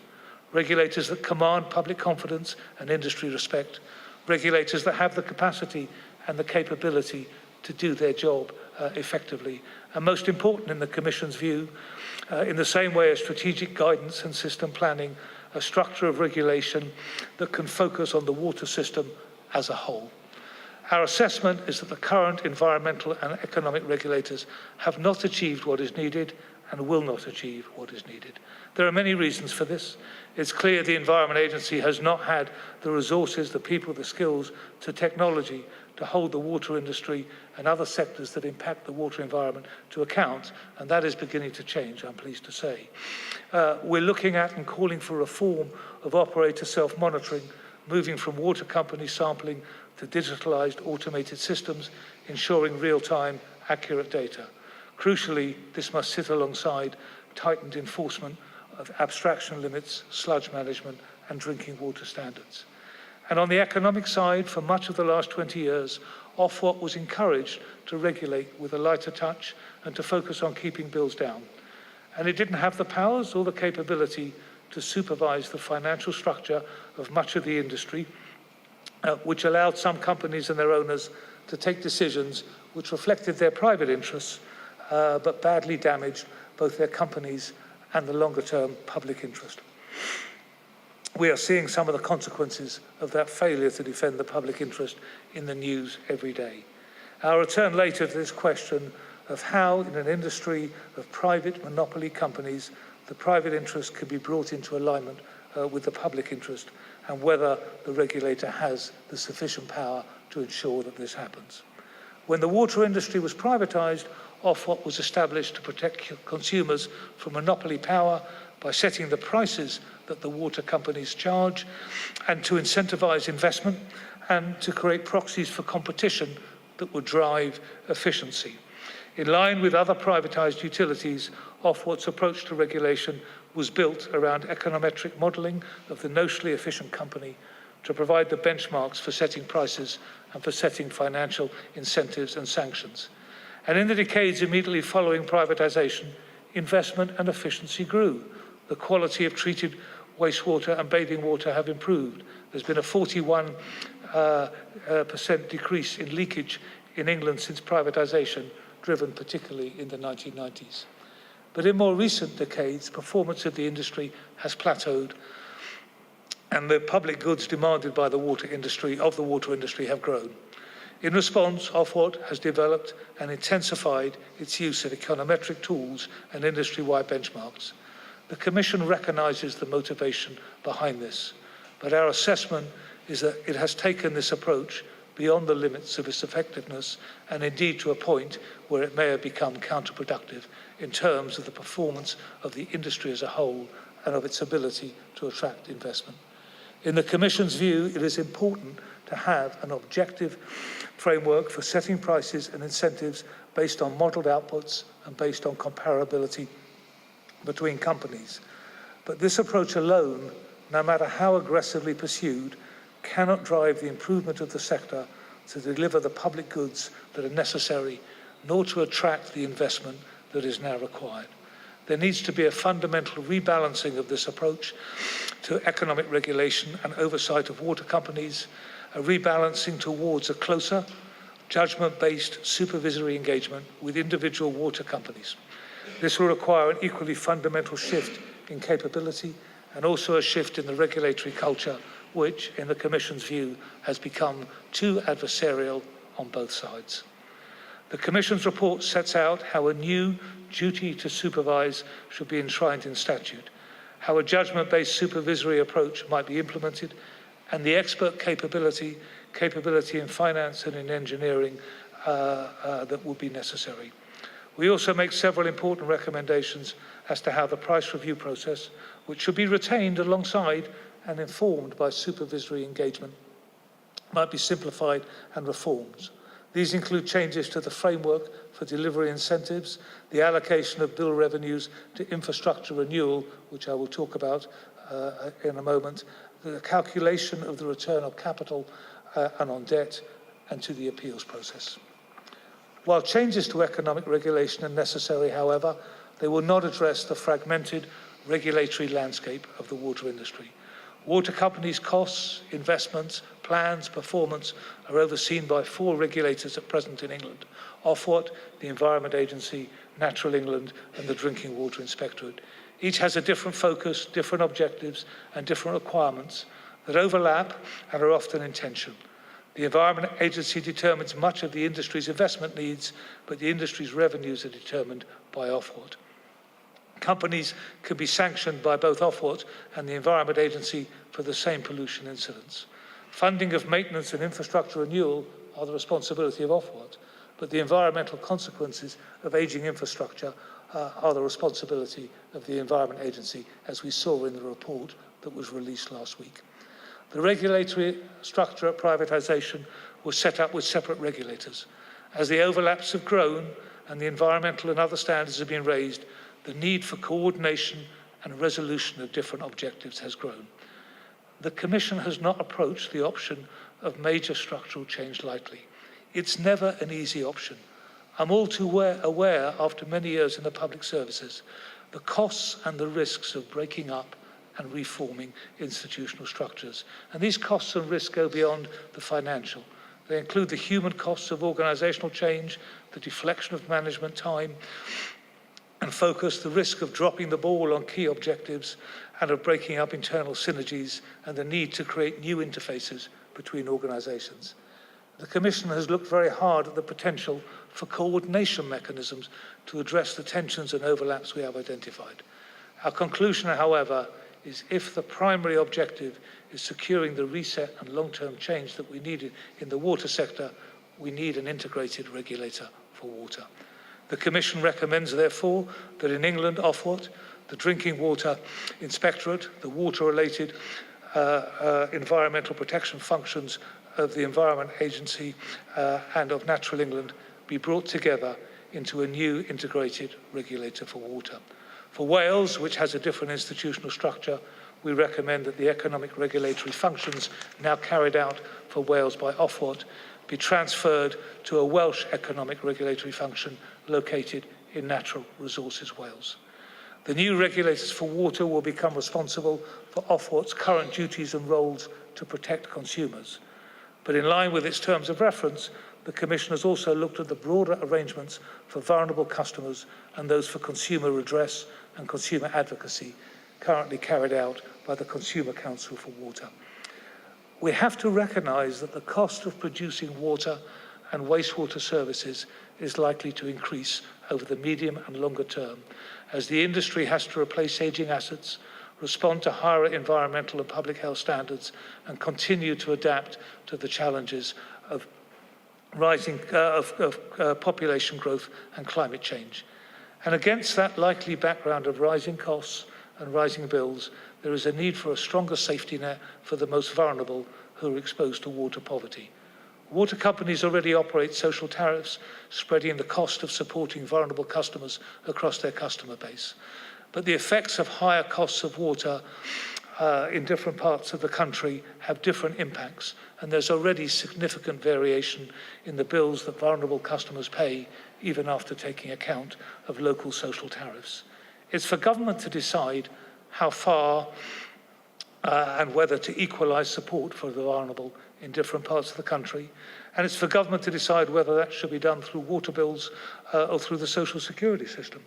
But the government has now taken the powers to introduce a national social tariff, and in line with our assessment that stronger support will be needed for the most vulnerable, the Commission recommends that such a tariff be implemented. We make, however, no recommendations on the design, the level of support, and the degree to which there should be cross-subsidy between customers of different water companies. These are highly distributional decisions, and such decisions are not for technocrats, but for government to make. We also make a number of recommendations on consumer redress and consumer advocacy. On redress, unlike other regulated sectors, there is no mandatory dispute mechanism for water customers. The Commission believes that water company customers should have the protection of a statutory ombudsman, as exists, for example, in energy. And given the Consumer Council for Water's expertise in this area, the Commission recommends that it be upgraded to become the Ombudsman for Water, with citizens' advice, which has proved to be a powerful consumer advocate, taking over the role of consumer advocacy for water customers.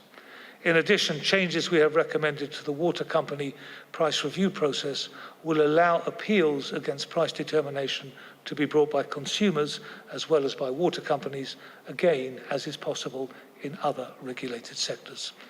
Taken as a whole, the changes the Commission proposes should lead to more effective joined-up regulation and stronger protection for consumers. In the Commission's judgment, if implemented effectively, they will address the shortcomings in regulation that lie at the heart of poor performance, underinvestment, and the failure to protect the public interest that we've seen. Regulation must be a key line of defence to protect the private interest. A system of private regulated monopoly utilities, as I've said, will only work if private interests of water companies and their owners are aligned with the public interest in the production of public goods. That's the job of regulation. But looking at the history of recent decades, water companies themselves and their owners must bear a major part of the responsibility for the failures we've seen. Water companies are private companies, and their owners are entitled to a return on their investment. But those returns must not come at the expense of the public interest. Water companies operate under licence, and the public purpose of their operations is inherent in those licences. Sadly, we've seen over recent decades examples in which companies have, as I said earlier, pursued short-term private interest at the expense of public interest, and at the cost of the long-term resilience of their companies. A large number of the responses to the Commission's call for evidence expressed disquiet and real concern at the inclusion of the profit motive in the provision of water. And I do understand the concerns raised by many about profit in the provision of water, given some of the experiences we've seen.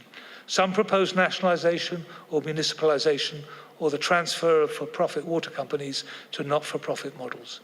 The Commission considered these in line with our terms of reference, which focus on a privately owned regulated sector and rule out nationalisation or the purchase of companies with public funds for transfer to other ownership models.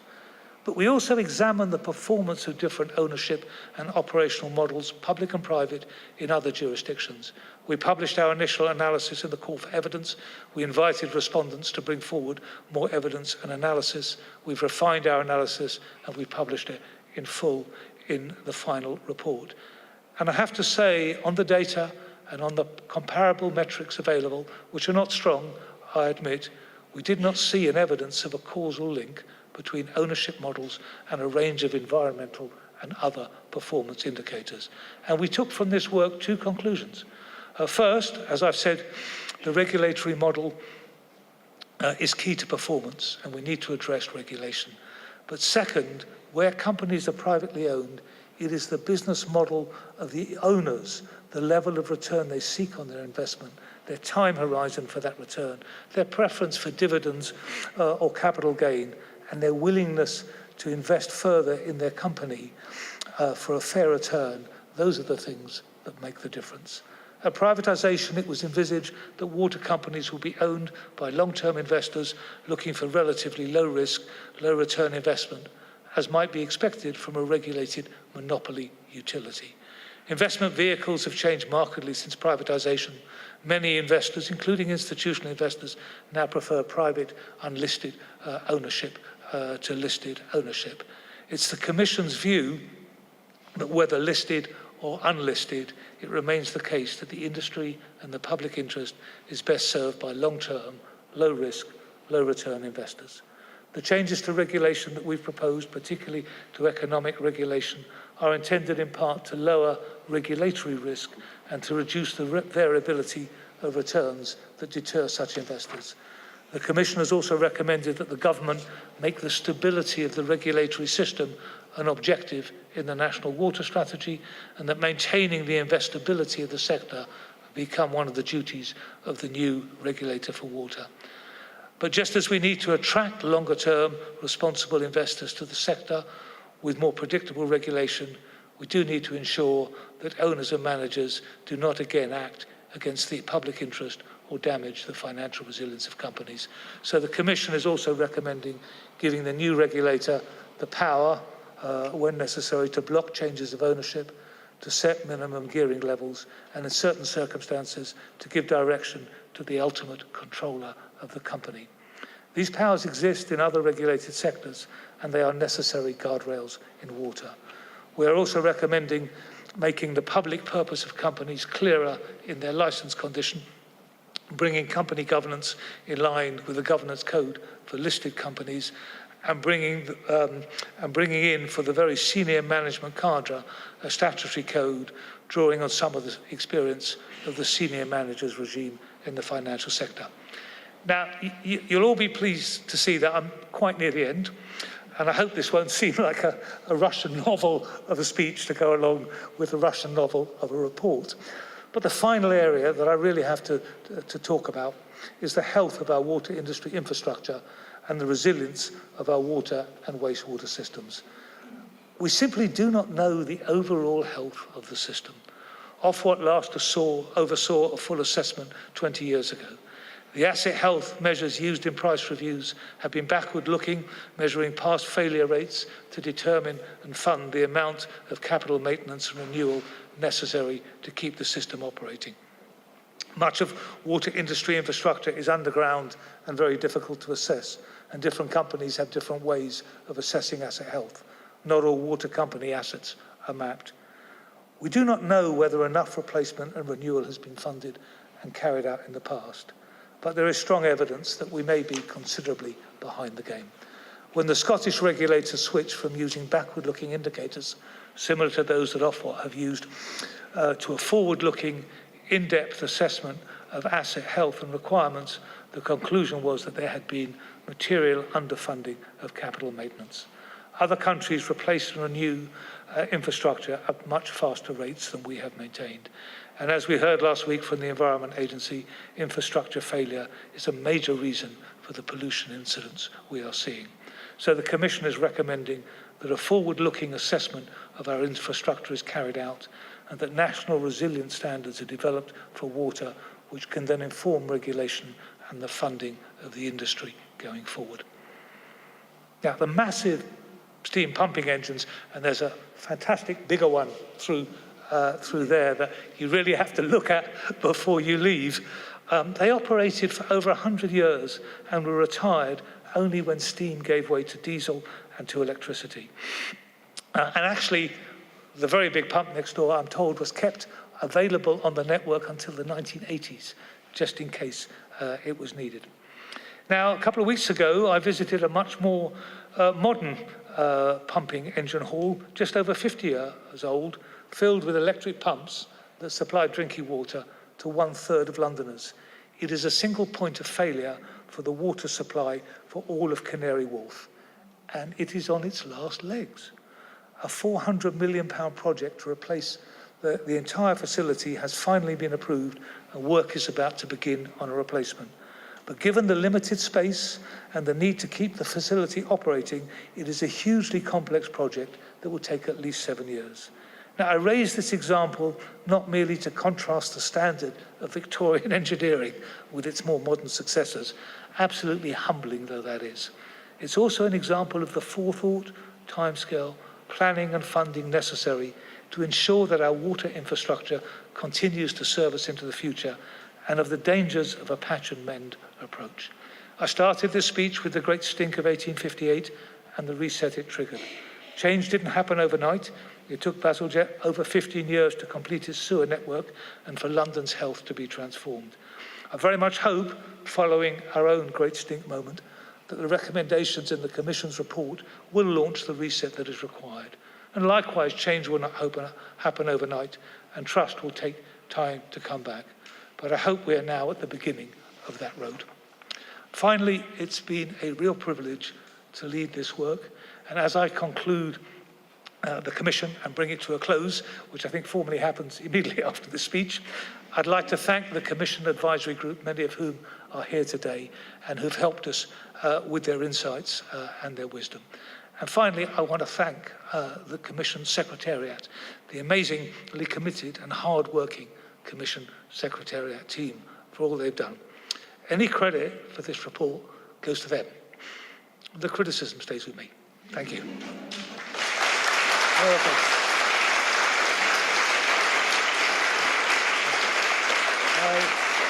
I think I have to answer questions.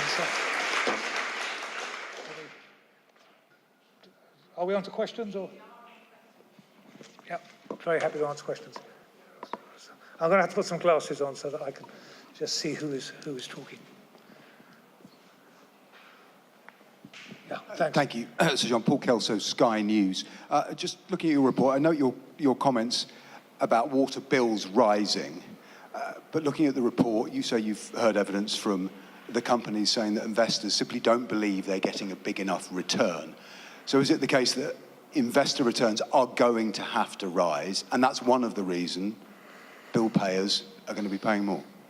So investor returns have a long and checkered history in this industry. They've been very high and they've been very low. Certainly over the period to 2023-24, they were pretty low. And for some companies, the return the investor got was less than they would have got by investing in government bonds. So there is an issue about the level of return for investors. But, you know, there's also an issue about the variability. And all the investors I talked to said, we are happy to accept a lower return. We're not looking for those high returns in water if you can give us lower risk on the downside. But if you make this industry a higher risk, higher reward industry, you'll not only have higher costs, okay, but you will also attract investors that have different business models and maybe aren't the best ones for the industry. So yes, I think looking relative to 2019, 2023, you'd expect returns to be higher. You certainly wouldn't expect to have investors losing money relative to gilts. But looking back on over previous periods, they might be lower. It's that variability and the dispersion of returns between different water companies. Some water companies have done pretty well, but others have got trapped in poor performance. So yeah, bills will have to reflect what investors need, the equity they need.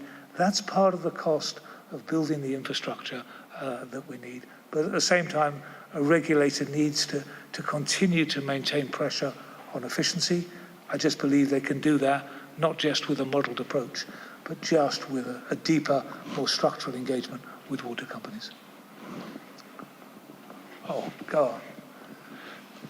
James Wallace, River Action. Thanks, John. I did keep the file, James. Thank you very much for carrying it with you and for undertaking the commission. Special administration, there's some myths that need busting in the room. I might like to suggest that the value of water companies is pretty much zero if they haven't maintained their roof and let sewage run on the ground floor. So this idea that it would cost billions to buy off Thames Water funders, for example, I wonder what your position is on that. We don't see much about the special administration regime in your report. Thank you. Okay, so first of all, the report is about the changes to put water on the next path. Nothing in the report reopens PR24, and we're not dealing and didn't look at individual cases like Thames. So I think we haven't got an opinion from the review about what should happen to Thames or not, or what the value of the Thames assets is. And we haven't valued water companies and their assets. I know what's recorded in the national accounts, and that which is actually larger than the RCV, and I know what the regulated capital value is. But sorry, James, we didn't value water companies, and those questions I think need to be pursued with others rather than the Commission. We did look at the special administration regime, and we looked at it in a number of respects. First of all, the question of the triggers. There were lots of requests or suggestions that the triggers be more automatic, be linked to certain indicators. I have to say I have a strong personal opinion here as somebody who's been involved with the resolution and failure of banks over a number of years, which is that one should not set mechanical triggers for something like resolution or special administration, because what you discover, and I have discovered this, is the future never turns out to be quite what you imagine it will be. You need judgment, unfortunately, and there's no substitute. So we looked at the triggers, the way they were expressed, the degree of judgment that's in them, and the conclusion we came to that the triggers were right. They didn't need to be changed, and that means that the authorities responsible for a SAR, determining a SAR, will have to make judgments and will have to be accountable for those judgments. But I think that's the right way to go. We also looked about whether the practical difficulties of a SAR actually made it difficult to pursue.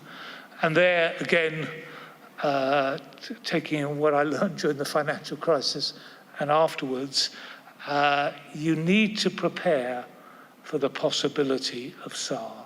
So I don't want to go into the whole panoply of living wills that we have in the banking system, which are a cost on the system. But you need to know that if I have to do a SAR, how will I operate it? What will happen to the contracts? Who can take them over? How can it be smooth so that customer service is not impacted, and so the ownership can be changed, and if necessary, the debt and equity written down to make the customer viable, because that's what a special administration regime is about. And we make some recommendations about how water companies need to do the planning for that, not because we expect them to go into a SAR, but because the authorities need to be able to approach a SAR on its merits without worrying about what do I do the day after, because I don't really know how this company would operate. So we do make some recommendations in that area. Oh, I'm going to go to the very back, because the back always gets discriminated against. Thank you. Lucy Heath from the iPaper. I wanted to ask about sewage spills. We saw over the weekend Steve Reid promised that he was going to bring sewage spills down by 50%. And I think water companies have already said a similar figure. Do you think these reforms could speed up that process and that we could see that happen more quickly? So we haven't, I should just say the Commission didn't take a view on the speed of particular changes in terms of infrastructure. What I'd say is that the last price review, PR24, had double the amount of investment going into the water industry. And we're seeing a level of environmental investment which is 4 times what we saw in the preceding period. I think it's about £25 billion. And your question, and a lot of that, I think 6 or 7 billion, is directed at improving storm overflows by 2030. And if your question is, can that go faster? I go back to where I finished about forethought, planning for the longer term. There is a limit to how fast you can build. There is a limit, as we discussed, I didn't talk about it today, to what the supply chain can produce. If you suddenly gear up investment, from 6 billion over 5 years to 25 billion over 5 years, you have to look at where the supply chain, the people, the expertise, the materials will come from, particularly at a time when water is not the only infrastructure sector that is being renewed. So I don't know whether the plans there can be speeded up. I do know that the Environment Agency has said that if the plans that are in PR24 are completed, the water industry will have materially completed what it needs to do to meet the Water Framework Directive's objectives on water quality. That's wider than sewage spills. That's about the ecological and chemical quality of water generally. So there will be progress. There. But that, of course, would expose the other sectors that damage water quality, particularly agriculture, and we shouldn't forget that, and we need to find ways to address it. Let's go over here in the orange. Thank you. Hi, it's Jo Osborne. I'm from Waterwise. At the weekend, I visited Kinder Reservoir in the Peak District, and it was looking incredibly low. I've seen a lot of very low reservoirs in my time. So I'd just like you to speak to the water efficiency recommendations you've made, because there is real need for us to take action now on reducing demand across the UK, and that's something for all organisations, I think, to focus on, not just the water sector alone. Okay, so water demand and changing water demand, I think, is an important part of ensuring that we have the water, the water that we need. Some of that goes to obvious things like metering, and we talk about extending compulsory metering further in the areas which is needed at present. But some of it actually goes to, and not just convincing us all to use less and nudging, which is important and works, but it goes to how we use water. So 20% of water goes to industrial use, and the 7 big oil refineries are the major users within that bracket. And they take drinking water that's been purified at high cost, and they spray it on their tanks to cool them. The problem is they actually have to treat the drinking water to take out some of the purifying agents to make sure they don't contaminate the tanks. And then they take that water and they put it back into the sewer system, okay, where it adds to the volume going through an already overpressed system. And you have to think, why is that happening? Well, some of that is tariffs. There's a falling block tariff, as it's called, which means the more you use, the less you pay. But some of it is also because we haven't produced and incentivized the grey water systems that we need for industrial use and in households. And we are going to have to do that. We recommend actually that standards for using grey water or water that's purified to a certain level, good enough for the garden, good enough for heating, etc., but you wouldn't drink it, to actually develop those systems for housing. There are some regulatory barriers. The Drinking Water Inspectorate, are required to make sure that water companies can only produce water that's fit for drinking. So it's quite difficult for them to produce water that's of a different standard for other purposes. We need to think about how we use buildings and how we provide for those 1.5 million new homes that we're intending to build. There's a range of solutions that we talk about, but you're right, it's an extremely important part of the problem. I'm going to go over here because I've been unfair to this side of the room. Yeah, we'll go to you next, if that's okay. Yeah. Thank you. So, Kate Jennings from the Association for Consultancy and Engineering. So, thank you for engaging with us during the process. You highlighted the risk of regulatory change, changing governance.